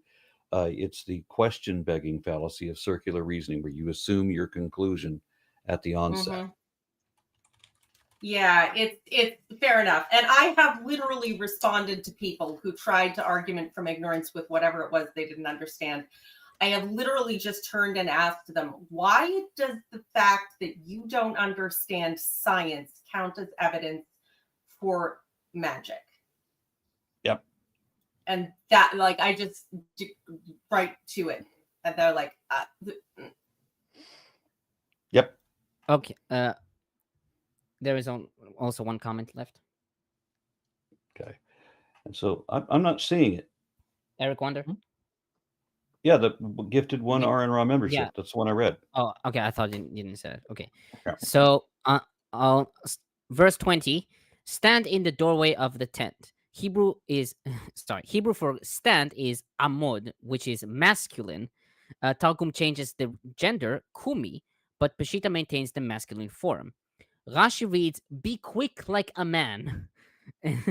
Fernández-Marcos writes that amod is more likely intended as an imperative. And Nelson writes that the female being referred with a masculine imperative is not something unheard of. Yes. Now on verse 21, a tent peg and a hammer. Butler, citing Lindaus, notes that these tools belong to Yael's way of life, and so explain why she used them for this purpose. He notes that Baal emphasizes that the task of pitching the tent was the woman's responsibility, and so it shouldn't be a surprise that Yael has the instruments of murder at her disposal. Smith and Bloch-Smith note the opinion of Joel S. Kaminsky that the root nun kaf bet, from which the word hammer, makbet, comes from, or makevet, denote, quote, literally a hole puncher, or more crudely, a female maker used ironically. For Kaminsky, they write, this usage is part of this section's sexual innuendo and gender role reversal. Yeah, I mean, the commentaries here are wild. And it's getting worse. Wait, did you just say female maker? Yes, I said female maker. That's what they used, or she used, or he used. I don't know if Kaminsky was a woman or not. Yeah, and it gets worse from here. Yeah. Of course it does. We are not surprised by this. Yeah. Now, yeah, he's in person. Okay, a male. Sorry. I guess it's like femoids aren't born; they're made. Yeah. Now, went quietly to him. In Hebrew, vatavo elav balaat. Some commentators, like Alter, Niditch, and Van Wolde, interpret this verse with sexual imagery, since the verb tavo is of the root bet vav aleph, which can also indicate sexual intercourse. Thus, Niditch translates, comes to him softly. This interpretation, however, is not widely accepted. Yeah. uh. Okay, so on the I'm not gonna she say that. drove. Yeah, she drove the peg in Hebrew vatitka et hayated. Niditch continues with the sexual interpretation of the story, noting author's view of, and I absolutely love this, the phallic thrust of the tent stake. Okay. Maybe This is this wild. story is where the term comes from. Maybe. Well, Sasson notes that in the rabbi's opinion, in Midrash Proverbs 31, Yael chose a hammer and a tent peg because Deuteronomy 22:5 forbade women from manly garbs and tools. Yes, apparently, a tent peg is not manly. Nope, not at all. Well, I mean, I guess it's not a. I think it's something about like war instruments are considered masculine, isn't it? I think like you wouldn't be allowed to use a sword, but I mean, Yeah, but usually, we have usually to do all women the are the ones that wear the practical. strap-ons. Yeah. Well, we have to do all the practical work, but we can't hold the sword because it's pointy and we might get hurt. Yeah. Now, on his temple in Hebrew, berakato from raka. The word also appears in 5:26 and Song of Songs 4:3 and 6:7. The rendering temple appears in Targum and Peshitta and is supported by traditional and modern commentators. Alexandrinus has in his jaw a reading which Lindas, according to Butler, views as possibly original. Josephus in Antiquities 5:208 reads mouth and jaw, and Vulgate his brain explicitly. Yeah. And I guess it depends if you're going for like what's the easiest way in and what's the most likely to kill him. yeah. And I mean, finally, a spike through the air will kill you. and finally, on 23 to 24, Nelson comments, both Yahweh and Israel are the operative subjects in the two-part document denouement of verses 23 to 24. The usual divine passive of the formulaic subdued 3:30, 8:28, 11:33, and 1 Samuel 7:13 is here replaced by the active voice. God subdued Yabin. It was really God who delivered, but this was done through the actions of Israel and the three heroes. Wordplay may be intended between the verbal root kaf nun ein, subdue, and kna'an, Canaan. On that day, in verse 23, points back to Deborah's prediction in verse 14. This is the day. Verse 24 follows up with the aftermath of God's action. Israel kept on bearing down until they cut off Yabin. That's it for my commentary on this chapter. Yeah, I said Judges is Don't bear wild. down when you're getting pegged. Yeah. And Judges is great, though. It's a great. fantastic book. There's so much death and destruction. I love it. All right, so we did. This was just 4. Or did we do 5? No, we just did 4. We there's did Okay. 4, yeah. Okay. And chapter 5 is the So- Song of the Law. Yeah, I had a page open to 5 because I thought we were going there and I forgot to close it. All right, so we will be doing 5 then. Well, yeah. What other conference? Not another Snake Appreciation Day, Aaron. It's NARBUC. It's the North American Reptile Breeders Convention. Ah, there we go.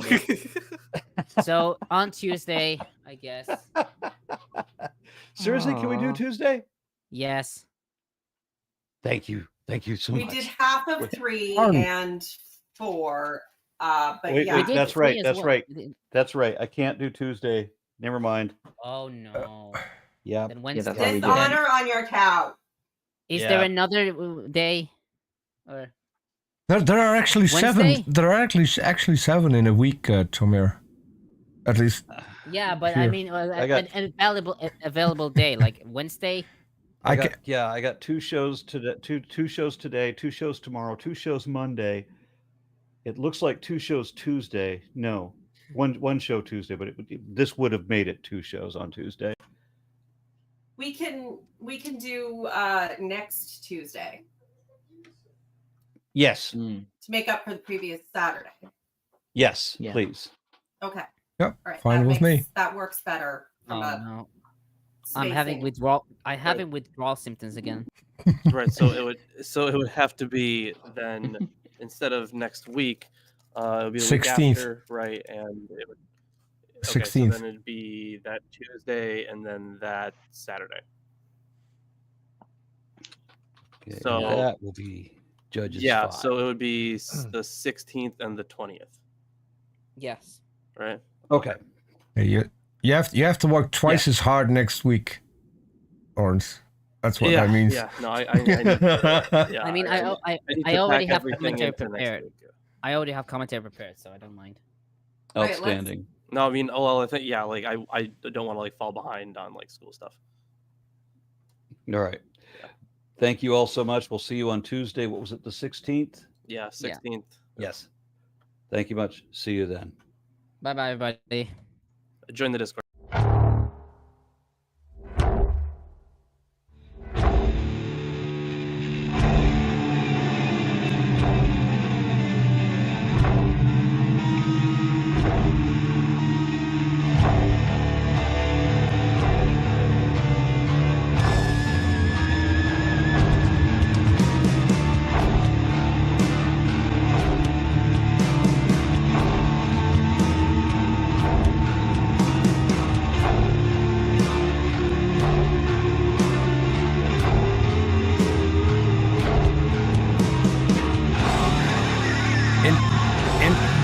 In all fairness, the Tuesday wasn't Arn's fault. We tried to set that up for weeks now. So someone had to drop the hammer and pick a date.